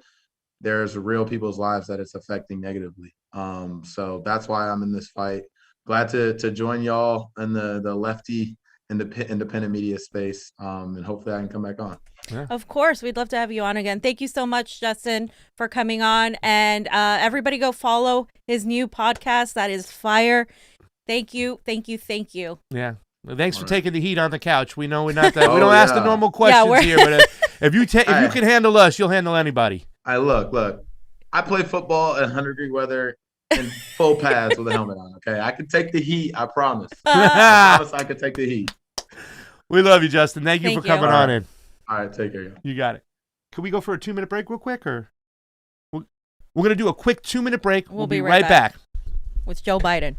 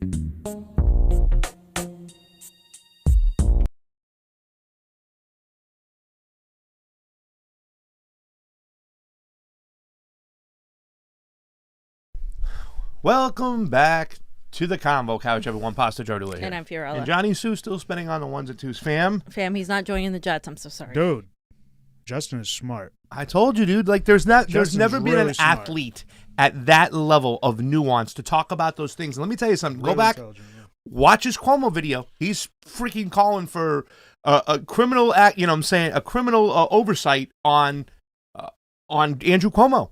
You know, he's literally talking about the governor of New York out there needs to be criminally charged. I mean, he does. I mean, he literally shut down hospitals in the middle of COVID. But an athlete And saying gutted- that, and an gutted athlete healthcare. putting himself out like that, he's got some cluniolis, ladies and gentlemen. If you're an athlete, you need to follow, you know, what he does, because that's, you know, it's risky for him. It's not, you know, just anything else. Yeah, so major support and appreciation to Justin. Yeah, everybody please follow him. I'm sure his podcast is going to grow. Really quick, let me just do the quick super raise, because it was interview with James Corbett, says Joel Vertinen. We'll take a look at James Corbett. Thank you so much for the super ray. Guys, we need 2 more people. We were over 100, but we want to stay there. Can Bernie and AOC stop calling themselves socialists? It's a disservice for him to ignore Assange and push the establishment. His making people think socialism and neoliberalism are the same. And you're true there. If he can't help Assange, who revealed cheating against him, Bernie will betray anyone for the establishment. And Embald Fate, you are 1,000% correct there. It is an issue. And fam, this is what drives fam crazy, because she goes, it's not the left. I said, well, the political left. Benny Massimo, thank you so much for the super ray. Redneck Economics, thank you so much for the super ray. We love you guys. 97 watching. Get over from the YouTube. Redneck Economics says, love you guys. Thanks for being 100% real and honest with your reporting and saying what's right instead of saying what's popular. That's what we do. That's the only thing we know how to do. My mama used to say, tell the truth because it's the easiest thing to remember. The Gone Girl, thank you so much. Keep going strong. Gone Girl, with your super raise, we will. Benny Massimo. Benny Massimo. That's it. Nothing else. I won't make it up. We live in a corporate totalitarian state. The media is their propaganda arm. The media is their propaganda arm. The working class is totally irrelevant. Yes, they will all become extreme right and left, and that's what they're trying to do. It keep us polarized. Divide and conquer. Trey, thank you so much for the super ray. What up, Doe? Love y'all. Justin Jackson too. Wasn't he great? I love the way he's just speaking truth. And let me tell you something. I'm going to say it again. It takes a lot of guts to do that. Anna Mars. Hey, Maris, thank you so much. We love you. Love you, V, Pasta, Johnny. Never back away from the truth. We don't. We're over 100 people. Fam, let's talk about your favorite person in Congress. No. Mr. Well, that's a bunch of malarkey. Well, and you mean in the White House? Well, he's been in Congress, the White House. He's been in 48 years 48 of lying. years. That is a bunch of malarkey. Okay, so he had a CNN town hall. I don't want to spend too much time on this, but he said a bunch of stupid shit, basically. And I'm just going to cut the, like, that's what he did. He had the CNN had a town hall with President Biden. He took questions about pandemic, coronavirus. He thinks that things might get back to normal by next Christmas. It was his first town hall as president. He completely did not get asked anything regarding the actual stimulus money he promised. Surprise, surprise. Fam, are you talking that Joe Biden did an interview or a town hall in a secured environment where nobody can go and ask any gotcha questions? You know, because a lot of people have saying that Mr. Zombie hasn't showed himself for more than 7 minutes, and he never takes open questions from the press, unlike his predecessor, who used to walk over there and said, no, you're fake news, and try to answer the question. At least he would face the media. Kind of like what Tulsi Gabbard would have a gaggle every single time when we go right after her. Joe Biden doesn't do this. No. Instead, he puts himself in safe environments where he can't be asked questions that he doesn't know the answers to, that he wasn't programmed to answer. And he started out by talking about how minorities don't know how to use to get online. So this is Joe Biden putting his foot in his mouth, and maybe this is why Kamala is the one that's in front of the camera all the time. A lot of people don't know how to register. The other portion is a lot of people don't know how to register. Not everybody in the community, in the Hispanic and the African American community, particularly in rural areas that are distant and or inner city districts, know how to get online to determine how to get in line for that COVID vaccination at the Walgreens or at the particular store. This is your president, ladies and gentlemen. He also dissed, I guess, the working class in the rural areas, too. I mean, people are dumb, right? Yeah. And then he goes on to malign China. Now, you can talk about China being authoritarian. You can say all these things about China. Meanwhile, the United States is saying, hold my beer. But this is what he said about the Chinese, that China is committing genocide and other human rights atrocities. And this is part of their culture. This is what they do. These leaders, if you know anything about Chinese history, It has always been the time when China has been victimized by the outer world is when they haven't been unified at home. So the central, to vastly overstated, the central principle of Xi Jinping is that there must be a united, tightly controlled China. And he uses his rationale for the things he does based on that. I point out to him, no American president can be sustained as a president if he doesn't reflect the values of the United States. And so the idea, I'm not going to speak out against what he's doing in Hong Kong, what he's doing with the Uyghurs in western mountains of China, and Taiwan trying to end the one China policy by making it forceful. I said, and by the he said he gets it. Culturally, there are different norms at each country, and their leaders are expected to follow. Yeah. So, but the Uyghurs, fam. You know, like, he wants to have it both ways, it seems like Yeah. that. He wants to go and use the Uyghurs as an excuse about how he disagrees with China, but then say it's okay for them to do what they want to do. But he never implicates our kind of how our influence has affected so much of the things Right. that happens when it comes to the Uyghurs, Operation Mongoose. We talk about this all the time. Yeah. And, you know, once again,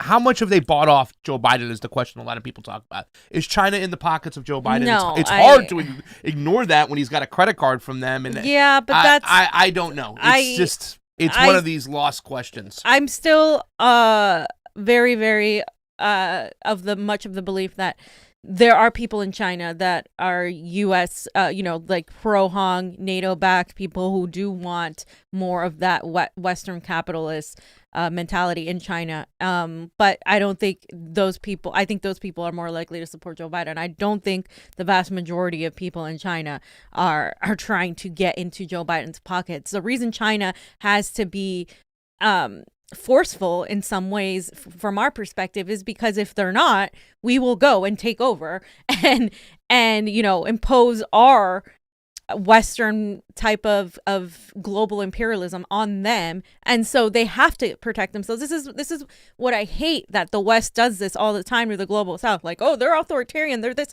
Well, Cuba and Castro, it's like, well, if they didn't defend themselves from the boot of the American empire, they wouldn't be independent of it. So you have to take that into context. And this just feels to me like Joe Biden is going to vilify China further and further during his presidency. So we'll see.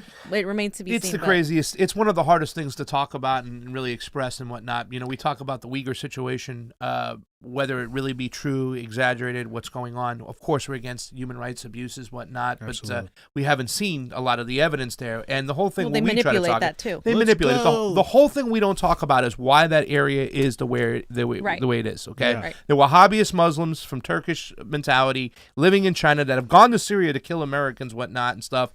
But why? You know, and there's a struggle with things going on. Why? Because we do what we always do. We use it as a toilet seat. And we use that region to smuggle our weapons into Afghanistan, and thrusting and supporting the Wahhabist terrorists that were there at the time. So therefore, there's a big problem, and it starts with America. Operation Mongoose, look it up. We can have honest discussions about it, but we have to talk about why that influence is there, and we never talk about that, fam. It's a tough subject. It's so hard to even talk about. Yeah, I mean, well, I know I'm called the you can Uyghurs, call me man. pro. You can call me pro China all you want, but that's the truth. This is the truth. Yeah. White supremacy. This is what Joe Biden said when he said white supremacists are the greatest domestic terror threat in U.S. It's complex, it's wide-ranging, and it's real. So he's going right along with Nancy Pelosi's narrative. Shaken by the attack on the Capitol on January 6th. I was shaken by the attack on the Capitol on January 6th and on our democracy more broadly by your predecessor and his followers.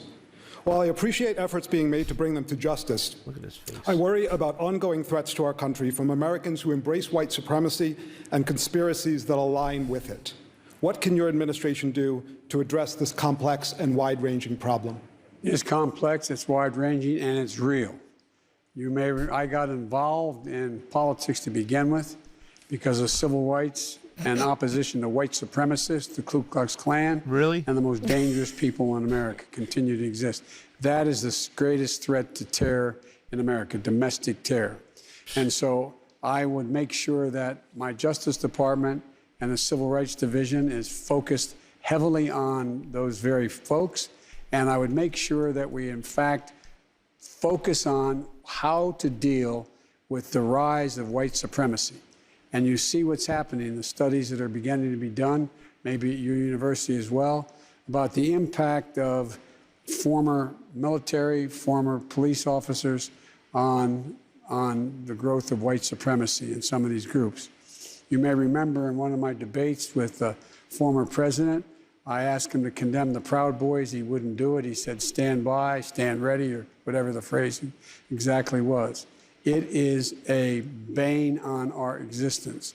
It has always been, as Lincoln said, we have to appeal to our better angels. And these guys are not, and women are, in fact, demented.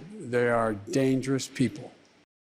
Fam, the guy who said he didn't want his kids growing up in a racial jungle entered this fight because he wanted to fight against, white supremacy and whatnot. And here again, I'm not saying that it isn't an issue, okay? But to say it's the biggest issue or not, what's really alarming to me is the way Raytheon bombed a bus full of children, in Yemen, okay? That's what's really more alarming to me than what happened on the Capitol, you know what I'm saying? Not to say that what happened in the Capitol isn't right, isn't bad, excuse me, but it's once again a distraction. It's also a big distraction from our foreign policy and everything else, fam. Go ahead. And he wrote the 1994 fucking crime bill. Like, he wrote the Patriot Act. Are you serious talking about white supremacy? He worked with segregationists. Literally, Kamala Harris pointed out how racist he was, and she became his VP. I mean, this is to say this guy is anything, is going to fight white supremacy while simultaneously enacting some of the most white supremacist legislation is ridiculous. And to buy what he says is ridiculous. Also, aligning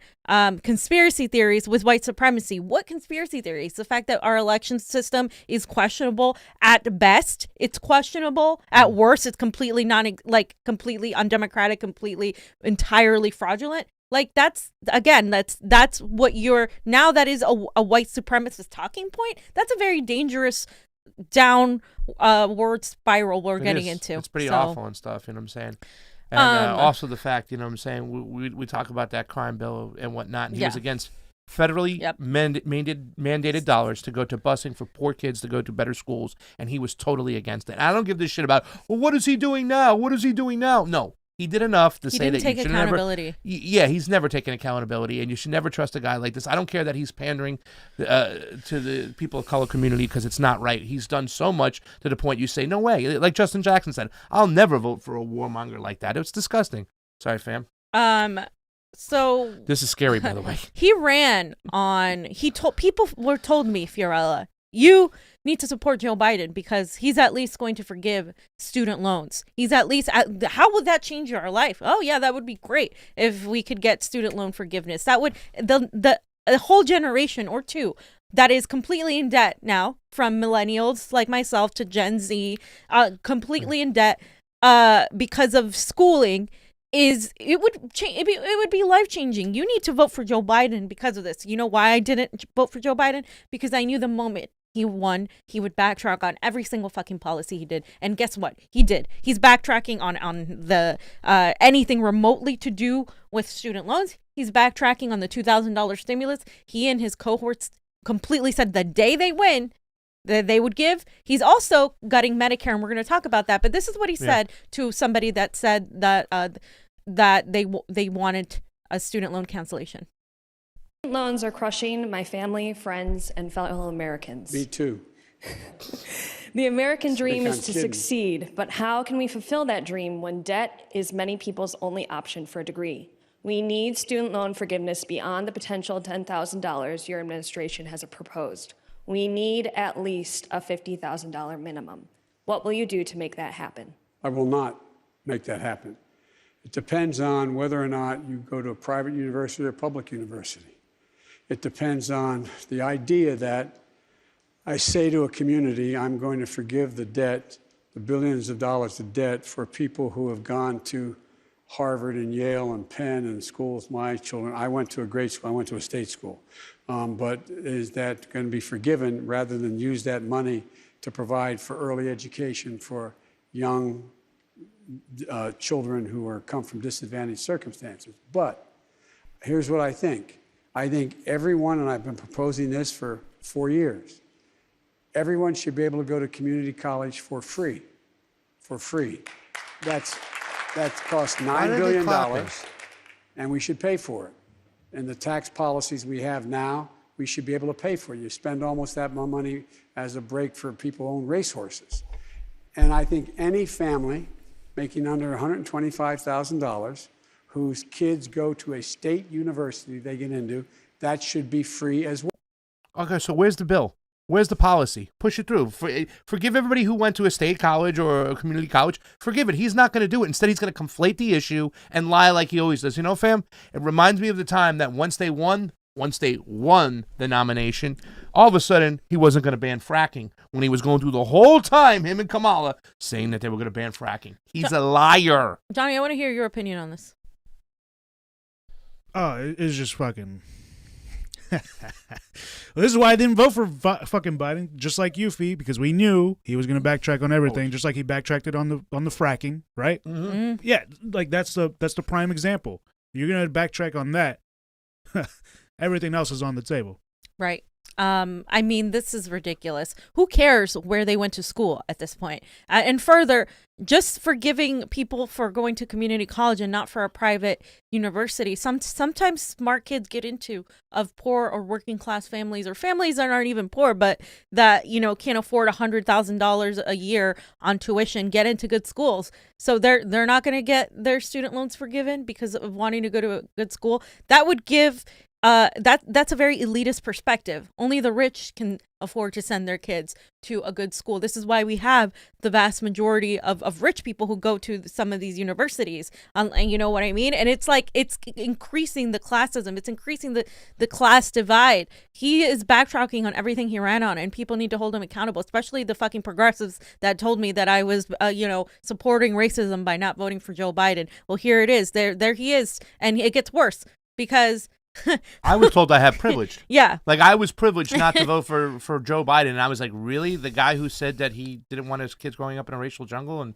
I'm being privileged? I don't get that stuff. Now, what he and did it's now not a is more throwaway important. vote if you vote some way. It's never never a a protest throwaway vote. vote. It's never a protest vote. Nope. Never. That's just my personal opinion. So okay, this is kind of like a funny one, but not really. Because he's dumb. He says he likes kids better than people. Oh, Jesus. This is just something that the creepy. right can play with now. All right, sir. Good to see you, man. Hey, folks. How are you? Good to be back, man. It's nice to see you, sir. And you know you enjoy being home with the baby more. I don't want to hear that stuff. I do, yes. Yeah, he's 9.5 months, so I'm very get happy. It. No. Everybody knows I like kids better than people. I saw a picture of you with your grandson Jesus. recently. That's right. Yeah. That's right. I mean, that's just... He's just dumb. That's just dumb. Kids are He's like people. everybody. Yeah, well, kids are people. I thought they were gremlins myself when I was younger. They're mogwais. Yeah, but I learned as an adult that they're actually people and they have they're humans. Yeah, that was the just right's gonna fodder go for the crazy right. with Yeah, this. I'm just gonna laugh at the that. QAnon conspiracy. We told you. We told you he's a pedo. He snips people's hair. That is true. You know, so many films with girls going, don't touch me, Joe. I think this was the worst one for me. This was the worst one for me, I think, as other than the student loan one. I think this one was really bad. Documented. They're not Hispanics. They're people who came on a visa, who was able to buy a ticket to get in the plane and didn't go home. They didn't come across the Rio Grande and swim across, excuse me. and sorry, that's the Irish in me. But all kidding aside, so there are a lot of things that relate, but I think that we can no longer, look, you've heard, even if you're not involved in politics at all, you've probably heard me say this 1,000 times. And matter of that, everyone is entitled to be treated with decency, with dignity. Everyone is entitled for that. To document it, they're not Hispanics. They're people who came on a visa, who was able to buy a ticket to get in the plane and didn't go home. They didn't come across the Rio Grande and swim across, excuse me. And sorry, that's the Irish in me. I mean, I could do as an immigrant. I'm just like, I can't tell you the level of offense that people, I mean, if I were a Latino person, I mean, I am, but if I were somebody else, not myself, that knows about politics and stuff, I would be offended by what he said. It's the Irish in me, and if I were Irish, I'd be offended. Like, he's giving the Irish a bad name with his stupidity. Like, what is he even saying? Like, the Rio Grande? Not everybody that comes to this country, Joe, comes through the Rio Grande. I mean, oh God, I can't. Most undocumented workers and most people who don't have their citizenship that stay here came on a flight and just never went back. That's the truth. He was saying there's a difference between the people who fly over, but there's not, and the people who come through. There's not. There's just a difference in who has more money. Like exactly. Who has more money? Some people have more money than others, and I'm telling you. Or is their country in shambles because of what the fuck your administration did? Hello. Yes, what Joe Biden's policies have done. And it really speaks volume to what we're talking about today with Justin Jackson, because here's another reason why they want to keep the global That one really South. pissed me off. I know, really, it's disgusting. Literally, my family, literally, it's just so. Yeah, and one of the reasons why we want to keep the global South, in chaos is the fact that we are now building sweatshops over there. Those companies we talked about, Under Armour, Nike, and Adidas, I think, or the other one. But I know global Under Armour and Nike have moved to Salvador, Honduras. They have shops over there now too as well, and that's the real reason why they're there. And his administration was all a part of that, especially when it came to Honduras. He was all on board for it. The Irish don't fucking agree with you, motherfucker. I'm gonna retweet this shit right now. Yeah, this is retweet this shit right now, Johnny. Ladies and gentlemen, go on your Twitter right now, retweet this. Take a look at this. Join the Convo Couch. People fucking come to this country because they're literally countries in shambles because of U.S. foreign policy. Yes, that's the main reason, because we destabilize that country. Damn it. We don't want the Americans to see in the global South or in Latin America countries that use their natural resources to enrich their common folk, their regular people, with education, healthcare, housing, whatnot. We can't do that, because if they get that, then Americans are going to demand that. And that's a no-no. Also, we keep their country in chaos so we can resource extract stuff like bananas. And we also keep it so we can have sweatshops. So companies like Nike and Under Armour. And we vilify countries like Bolivia, Venezuela, and Cuba, who literally reject the boot of U.S. imperialism and and say, look what happens to this country full of socialists. Well, look what happens here. Okay. We're going to talk about what happens. Fucking this next part, fam, is the one that upsets me the most. Because every single time, for years, we've had Joe Biden. Everything's got to be on the table. Social Security, Medicare, Medicaid, and whatnot. But is imperialism on the table? Do you ever want to cut the war budget? There hasn't been a war that Joe Biden hasn't loved. Take a look at this last clip here. Oh, it's not a clip. It's the article. Sorry. Yeah, so the article is on Politico, right? And they're calling it a stimulus gamble. But this isn't a stimulus gamble. This is massive cuts to Medicare and farm aid. This is why he literally is putting people who screwed farmers during the Obama administration back into his administration. So it's like the third Obama administration, basically. And they're embracing his $1.9 trillion pandemic aid plan, which is going to trigger billions of dollars in reduction to critical programs, as he is giving massive, massive funds to Chile, for the, like we just talked about the other day, for this right-wing government that they want, and also standing in line behind coups in Ecuador and Haiti, and he's still supporting Israel. This administration is currently supporting Israel. The military gets a bloated budget, not for soldiers, not for any of that, but for the people doing exactly defense manufacturing and contracts. And those weapons go to kill innocent black and brown people all over the world and to destabilize countries all over the global South. In our name. And remember, fam, when people said he was racist for doing so, he said, all right, well, I'm going to overturn Ukraine so we get some white people into that mixture too as well. He's all about regime change and coups, no matter what, no matter where it is. There hasn't been a war that Joe Biden hasn't fallen in love with. Not a single one. And I just want to point out too, again, at the very end of the article, or close to the end, he says both parties have repeatedly voted to waive the rule and avoid cuts with other major reconciliation packages. Democrats joined Republicans to avert $150 billion in cuts that would have been prompted by the 2017 tax overhaul, including $25 billion chunk for Medicare. The Congressional Budget Office at the time determined that certain programs like the Public Health and Prevention Fund under Obamacare would have been wiped out, and then they basically said Provisions to avert the cuts could be added to must-pass legislation like annual spending bills, ensuring it would be politically costly for Republicans to vote against waiving off reductions. So they're prepared to shut down the government in exchange for cuts. No one is going to allow Medicare or farm workers programs to be cut because of the reconciliation bill. That I can guarantee you. But you know how the Democrats always fold. Yeah. They're always going to fold fold. to the Republicans. They're going to gut Medicare, and this is what most people are predicting, that the way the trillion, $1.9 trillion pandemic aid is set up, it's going to have to cut from Medicare. It's going to have to cut the farmers' aid in a time when a lot of these farmers and a lot of people really cannot afford to lose this. We're in a pandemic. We're in an economic crisis. Yeah. And this is what they're doing. Yeah, and John, I think if you can find the video real quick, maybe he says, when I said that everything should be on the table, I meant everything, including Social Security, Medicare, and Medicaid. We don't have to find it, but that's what he did say. Those were Joe Biden's words. Fam, all we have to do is just cut the military budget in half, and we can do what we want. Maybe we can do that. Fam. They never cut the military budget. No, they didn't. It's increasing every single year. Let's get through this next section, and then we can do Then we'll do some super chats? Okay. Gotcha. We got another section right here because right now it's cold out there, fam, but it's not just cold in the north. It's also cold in the south. That's the thing. Texas isn't set up, like Johnny brought up in the last show, to deal with these temperatures. Their power grid is actually independent. Certainly no pictures like that downtown skyline up. Exactly what is happening in Texas. I wanted to point this out because for me, what's happening in Texas proves why we need to nationalize our energy, right? And a lot of people, when you say the word nationalize, get scared. They're like, we don't want big government. This doesn't have to be big government. This is about people. Right now, for instance, if I wanted to create my own energy source, I'm not allowed to.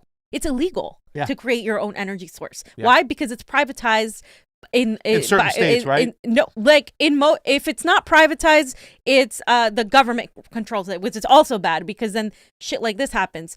And I can't collect my own rainwater. It's illegal to collect your own rainwater in most states. Yeah. So that's a problem because then that means you're not really free. You should be allowed to be, and this is a very libertarian and anarchist point of view, to be free and independent and collect your own rainwater and create your own power grid. But in most states, that's not allowed. And I think this just shows how we need to these things like energy, water, are human rights, and you need it to survive. You need water, you need a power source. It's cold or it's hot. You need these things, right? So what's happening in Texas just basically shows that. So they had this large power outage like we talked about a couple days ago, but it's been more than 48 hours. This article goes on to talk about this woman named Ann Weber who had her elderly parents and 4 small dogs have had no electricity. Now, this isn't across the board. There are people who have electricity and there are people who haven't had it for days now. They've sat in their cars to get warm. They've had the dogs in the cars. They've all huddled in one bed. They've done everything. This is happening in America, the greatest country in the world, a first world country. And this is what happens, right? In Texas, the state doesn't own the power plants. The electrical grid is actually operated by the Electric Reliability Council of Texas, who then allows distribution companies to offer power to its customers. So they had issues back in 1989 when there was weather-related equipment malfunctions that were causing the generator units to trip offline. And it happened again in 2011, and people were bringing this up on Twitter, when ERCOT had to cut power to at least 1 million Texas homes during a record-breaking cold snap that year. In the aftermath of that storm, the agencies found that ERCOT and the generators within ERCOT could better coordinate generator scheduled outages, but they didn't fix that. And now more than 3 million residents are still without power, despite the warnings back then that this could happen again. And the governor, Greg Abbott, is calling ERCOT's leadership to resign. But of course, he's also faulty in that because they didn't do anything about it. And they always point the finger. They blame everybody else except taking any accountability from themselves, fam. It's disgusting. So the consumers are going to have to bear the costs. And why is it always that? Do you know what this reminds me of, right? What happened in California during the fires? Remember with PG&E? Yeah. Totally. All this stuff reminds me of like when you were talking about it's illegal to collect your own rainwater. It makes me think about how it's illegal to sleep in your cars, and then people say, "Oh, pull yourself up by your bootstraps, take care of things." But when they make it illegal for you to grab and take care of your own energy needs because there's restrictions by your state and your government, how could you do this? So this person had a whole thread on this, right? Static. And Kid Static, and they said, I don't think people understand how large a fuck up the hashtag Texas blackout is. Too many are talking about how this is freak weather and it was unforeseen. It wasn't. It was seen in 2011. And they also said, ERCOT had to cut power. They saw significantly low temperatures. They ended up importing power from Mexico. They had to import power from fucking Mexico to fill the gap. Is that now? Do you think all Mexicans are awful? Later in a document titled "Winter Weather Readiness for Texas Generators," a bunch of energy plant operators in ERCOT service areas did a post-mortem on what went wrong and what they could do to fix the issue they saw. So they did that whole thing, and you guys can read it if you want. But basically, they said that it was so severe that the National Weather Service issued a wind chill advisory for most of the state.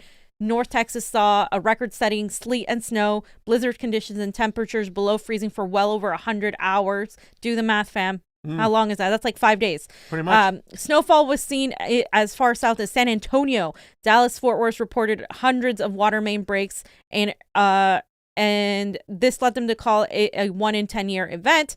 But of course, it's 10 years later, like literally to the T, and it's happened again. So they didn't do anything to prevent this, and they could have.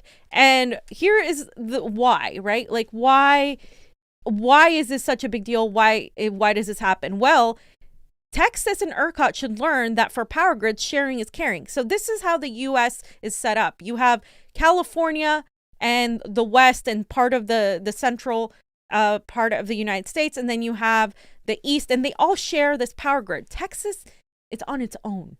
Yeah. Okay. It's not working. This is not what should have happened. And you can see also what's going on here. Yeah.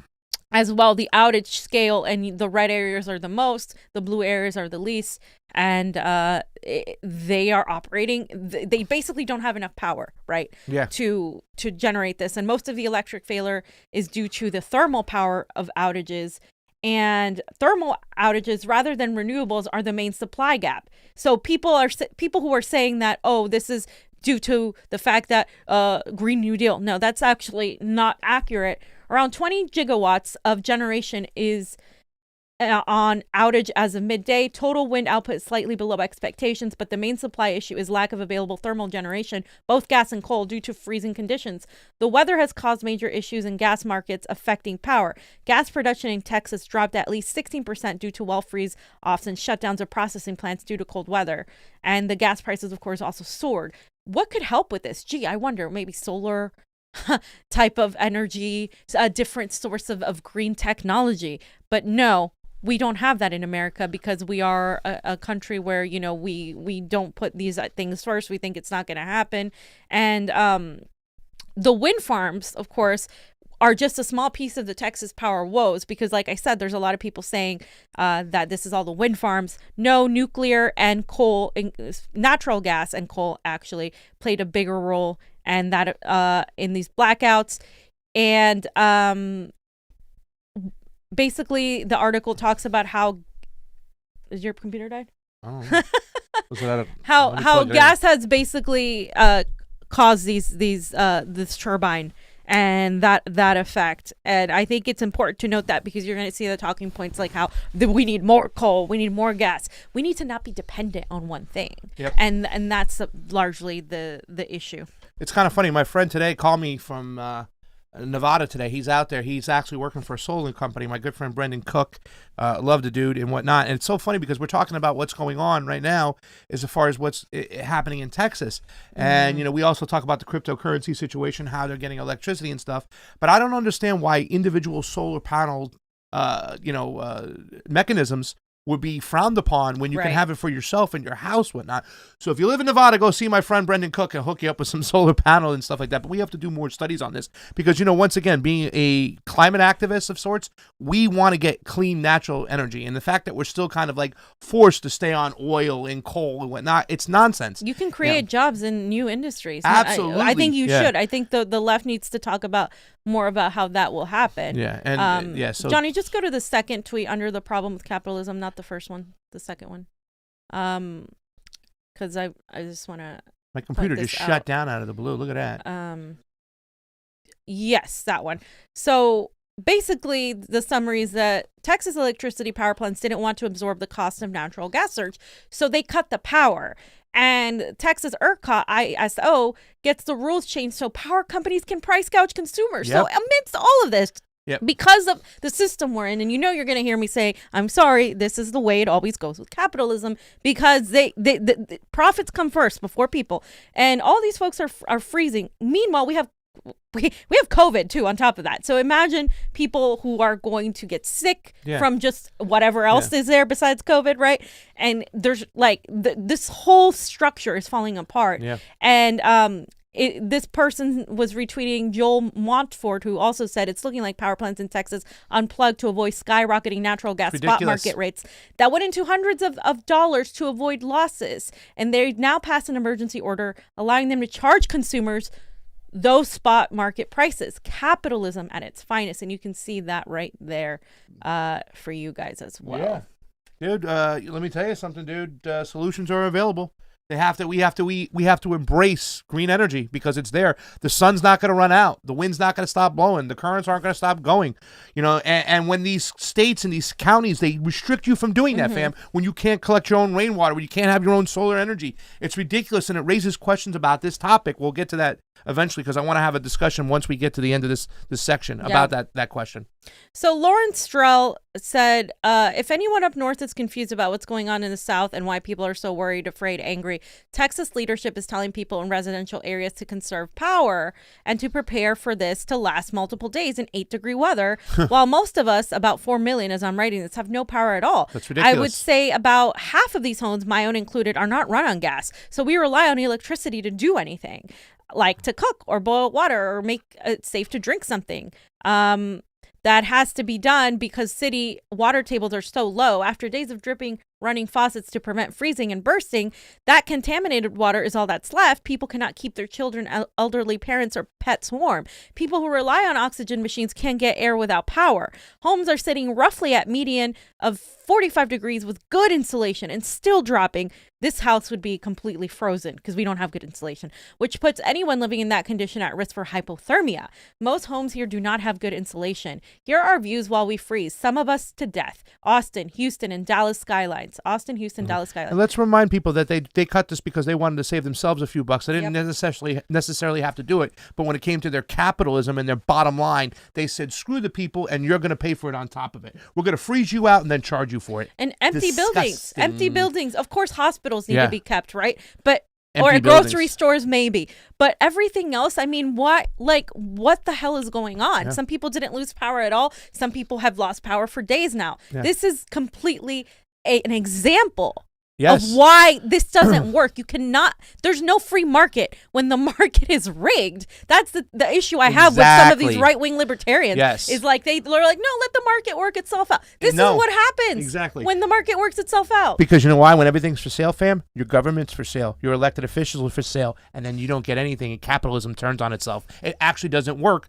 because the mechanisms for a free society are taken away and slighted for one entity, and that's corporations in America. And this is just another picture of people like not understanding why the hell downtown is lit up, but people have been power for, at that time, 24 hours. Are they trying to kill us? And I mean, it would be frustrating to me if I'm sitting here in the dark, freezing my ass off, and then I see like these buildings have power. And now, granted, there's a lot of snow, so it's not like people can travel freely like that. Yeah. You know what I mean? And so Every house, fam. Every house, every building should have a solar panel on top generating their own energy. And when that doesn't work, then they tap into the power grid. Every house should have solar panel. This is ridiculous. Meanwhile, the reason I think we live in a fucking asshole. cartoon, this Colorado City, Texas ex-mayor now, he's an ex-mayor now because of this. So Tim Boyd said, pull yourself up by your bootstraps, fam. Basically, let me hurt some feelings while I have a minute. No one owes you. You are your family anything, or your family anything, I think you meant to write. Yeah. Nor is it the local government's responsibility to support you during trying times like this. Actually, it is. Sink or swim, it's your choice. The city and county, along with power providers or any other service, owes you nothing. I'm sick and tired of people looking for a damn handout. It's a handout to not freeze to death? Yeah, no shit. On your tax dollars paying for things, but please. If you don't have electricity, you step up and come up with a game plan to keep your family warm and safe. If you have no water, you deal without and think outside of the box to survive and supply water to your family. If you are sitting at home, why the fuck am I paying taxes then? In the cold, because you have no power and are sitting there waiting for someone to come rescue you because you're lazy is direct result of your raising. First of all, learn the difference between your and you are. Only the strong will survive and the weak will perish. Folks, God has given us the tools to support ourselves in times like this. Hail Satan. This is sadly a product of a socialist government where they feed people to believe that the FEW will work and others will become... Huh? Oh, the few, sorry. The FEW. Few. The few will work and others will become dependent for handouts. Am I sorry that you have been dealing without electricity and water? Yes, but I'll be damned if I'm going to provide for anyone that is capable of doing it themselves. We have lost sight of those in need and those that take advantage of the system and mesh them into one group. Bottom line, quit crying and looking for a handout. Get off your ass and take care of your own family. Bottom line, don't be a part of the problem, be a part of the solution. Can somebody explain to me how the hell you're waiting for a handout when like the system that you're paying into, that you're working your ass off for, that you're paying taxes for, when your government is in the pandemic, they didn't give you a stimulus, they're not helping you out at all, and the system collapses through no fault of your own. How is that waiting for a handout to not fucking freeze to death? Like, I'm sorry, I don't understand, right? Like, this guy was a mayor. He was a mayor of a city. He can't even write correctly. Okay, fine, let me forgive that. But he has absolutely no... Mayor of Colorado City in Texas. Yes. Let me read this sentence over here. I'm going to read it in my news voice. The new former mayor of Colorado City is now catching some heat, which they don't have, after a social media post bearing citizens affected by the poll. I just want to read that one line. Johnny, I got to know your thoughts on this right now, too, as well. We have to tap in right here as well. We've said this all the time, and I want to talk about the title real quick of this section because is Texas may prove why we need to nationalize our energy. Your thoughts on that? Because, fam, a lot of people will say, if we nationalize our energy, the problem will be worked. You can't let government do it. But I think you've tapped into something really important that, not his sentiment of you have to take care of yourself. First of all, the government has to allow us to be able to take care of ourselves. Right. If they're putting restrictions for us to take care of ourselves, we really can't do that. But your thoughts on maybe nationalizing energy grid? Yeah, the intricacies of that would have to be discussed and debated. Basically, there has to be money there. Yeah. To public money there for a public institution with people who are working in that institution who are devoted to serve the people, right? And so they're willing to take a small salary. That's what it is. Yeah. So then they're still part of the working class. They're still part of the middle class. I feel like reading this, it's like how the fuck, how can you, who has this like train of thinking? Like a lot of people have this train of thinking. Yeah. This pull yourself up by your bootstraps. I mean, yeah. I am all Entitled about people fighting for like not just sitting there and being a victim, but this isn't their fault that the whole power grid collapsed. Like this is not like this is just like what do you want people to do? They don't have the means to do this. The government keeps them from having the means to do this. It privatizes everything, and if it doesn't privatize everything, it fails at providing a viable solution. Like the fact is, like when we're talking about, you said I tapped into something. It doesn't have to be a centralized big government thing when I'm talking about nationalizing. It can be a decentralized form, meaning that each state has control over it, but it is completely like a nationalized thing. And also the fact that, for instance, if you don't want to if you want to live off the grid, you should be allowed to do that. If you want to live off the grid, collect your own rainwater, create your own power source, you should be allowed to do that. We're not allowed to do that either. Yeah, they restrict us.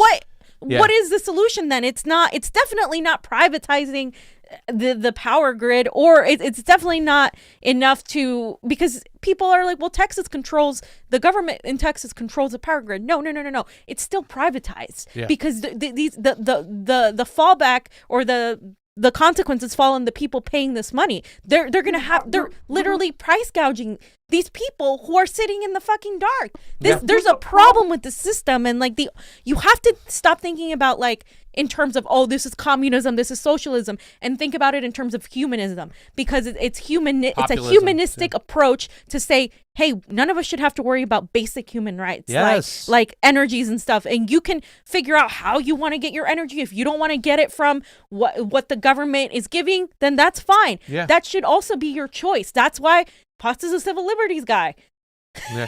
Well, let me tell you something, guys. You might not know this. Jimmy Carter was the first president. He put solar panels on the White House.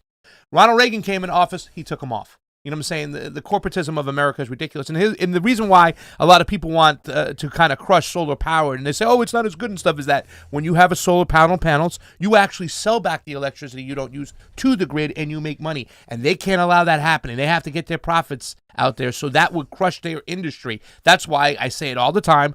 Every single building that's built right now, every single house should have solar panels on it. And you know, if in fact we don't have enough energy from the solar panels, that's when we can tap into the electricity grid. And that would be great for the environment. That's a green, peaceful way forward. So, you know, we're going to be looking for solutions. I don't know if we need to nationalize the system. I would like to, personally. I know we're going to have people talking about against that, but that should be a basic and we can work out the you know, like the nuances. Like for me, nationalizing the system puts the power back on the people owning the means of production, not the government, because the government cannot take that away from you. That is, to me, I don't look at it as the government having all this power. I look at as that power being now diversified, because now if the government goes down and they fail, then I have a means of providing for myself. Now this fucker is the government goes down and these people don't have the means of providing for themselves. So you can't yell at them for not doing it if they don't have the means to do it. That's my point. There should be a way for us to do it individually too. Everybody look into solar panels. My friend Brandon Cook, he's watching the show. He's all excited. He works for a solar panel company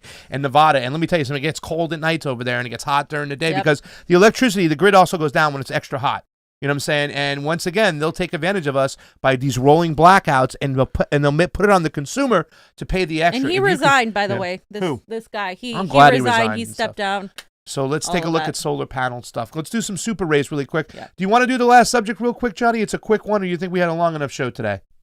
Yeah, I think it's been kind of long. It's been a long show. We had a little section, guys. Tomorrow is the hearing where Maxine Waters, oh my Lord, is going to they're going to be talking about what's going on with the Wall Street bet stuff. They're going to be bringing people to Congress as far as the Robin Hood people and the actually the Redditors and the guy who started it all off and the Robin Hood. So we're going to get some answers to what's going on. But there's some great comments in some of the threads where it's obvious that Congress doesn't know what the hell's going going on. I don't even know if they know what a short sell is. Or they do know, but they're going to stick by exactly. They're going to give us the kabuki theater, the theatrics, act like they're pissed off at the little man getting screwed, and nothing will happen of it. Now, there's been a lot of talk, too, about the short sellers fam, where a lot of people think that the short sellers should be allowed to happen because when it's businesses that take advantage of their stock and they inflate it, these people keep them honest, like the Enron situation, like the housing bubble with the Big Short. So there's those conversations right there. But in no way, shape, or form should the Robin Hood people or these big companies like, what was the one, the brothers one, Citadel, all right, should they be allowed to get away with what they got away from, and they'll never pay a price. So it's going to be interesting tomorrow. It'll be going on. It's going to be at 9 o'clock Pacific, 12 Eastern. Join on in there. One of the best tweets out there was like, I would rather kick myself in the nuts than try to explain to Maxine Waters this whole situation because it's that frustrating. Because it's obvious when we saw her, she was reading off the paper. She doesn't know what the hell is going on, and a lot of people in Congress don't know what's going on. They're just going to take care of the people who butter their bread. So take a look at that. Let's get to these super rays and we'll get you out of here. Thank you. It's been a long show, and we thank you for joining in. But it's been an awesome show, and awesome to all you people out there on the Rokfin, ROKFIN. Go over there and sign up. We have 90 people. We had 100 at one point. We need to get 34 more people to endorse us for $9.99 a month. And if you can afford to do that, please do so.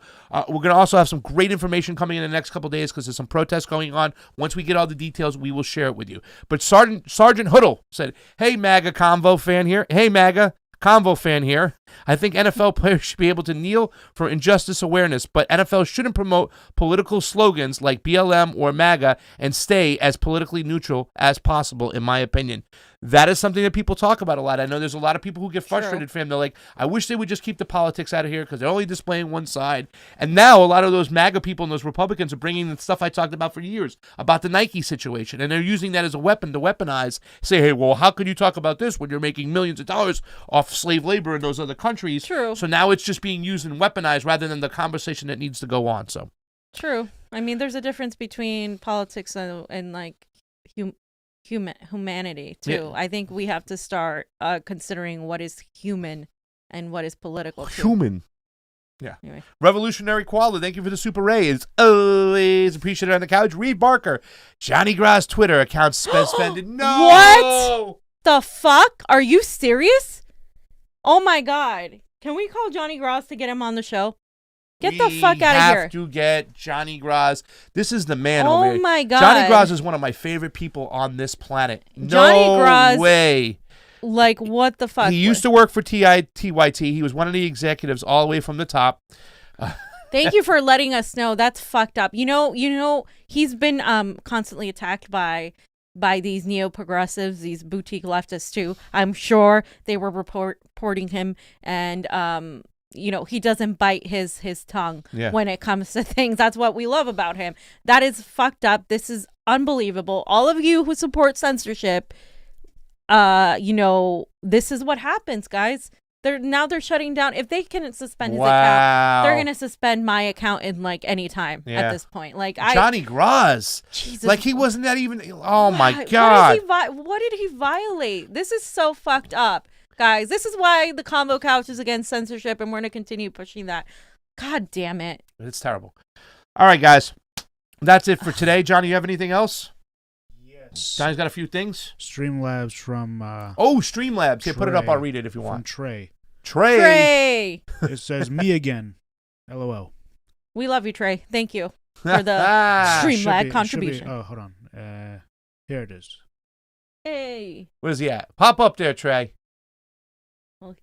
Takes 2 seconds. Here we go. Here's Trey. Boom! Donated $2.79. Me again. LOL. Thank you, Trey, for the super chat contribution. Is always appreciated on the couch. Or the Streamlabs contribution. Is that the only one? Yep. That's it for today, guys. Johnny, any other clips or anything? All right, guys, it's been a long show. Join us back here on Friday, whatnot. There's some things going down. Obviously, I'm supposed to have an interview with Breaky one-on-one, and we'll release that out into the world. We're clipping up our clips. I think we should put the Justin Jackson one on YouTube. Yeah, we're going to put the Justin Jackson on YouTube as well. But the other clips are on Rokfin, and share those from Rokfin. Yes, we want you to go on Rokfin, ladies and gentlemen. You just saw what happened with Johnny Graz. It's about censorship. It's about keeping people quiet. They haven't even given us a clue about what videos we should take down to regain back our monetization. And there's that debate with us in the fam right now. Like, should we even try to take down some videos? You know what I mean? Should we even try to placate to whatever censorship they want? Self-censor ourselves? I mean, in a way, I'm not against it because I want you guys to go on Rokfin and you will be able to see all of us uncensored on Rokfin. But I also feel like the information is most important and you guys need to get to the information. And sometimes Rokfin doesn't work. There's some kinks that still need to get on. And they're still working that out. And they're trying really hard to work on it. Yeah, they will. The guy who was the CEO, Martin Floriani, was the head of digital at ESPN. He will get all these things worked out. Everything we told him, he's taken into consideration. We have things like a tip thing. We have a scheduling thing coming out. So there's so many different ways in which Rokfin can improve. They are beta testing the Android app. They got to get better at the iPhone app. So Rokfin is on the rise, and it does help us out. I know some of you aren't crazy about it. They are going to improve it, but please remember, more than anything, it's ethical, and YouTube is not. And that's what Angel you just said. And somebody else said, fuck YouTube. I say, fuck censorship, period. Whether it be Twitter, Facebook, all of them. Sorry for cursing, Mom. I love you, but sometimes we have to say that because this censorship thing is for real, and they're coming after everybody. Yep. So for Pasta Jardula, Fiorella, and Johnny Sue on those ones and twos, fam. Fam out. Fam out. Fam out. We love you.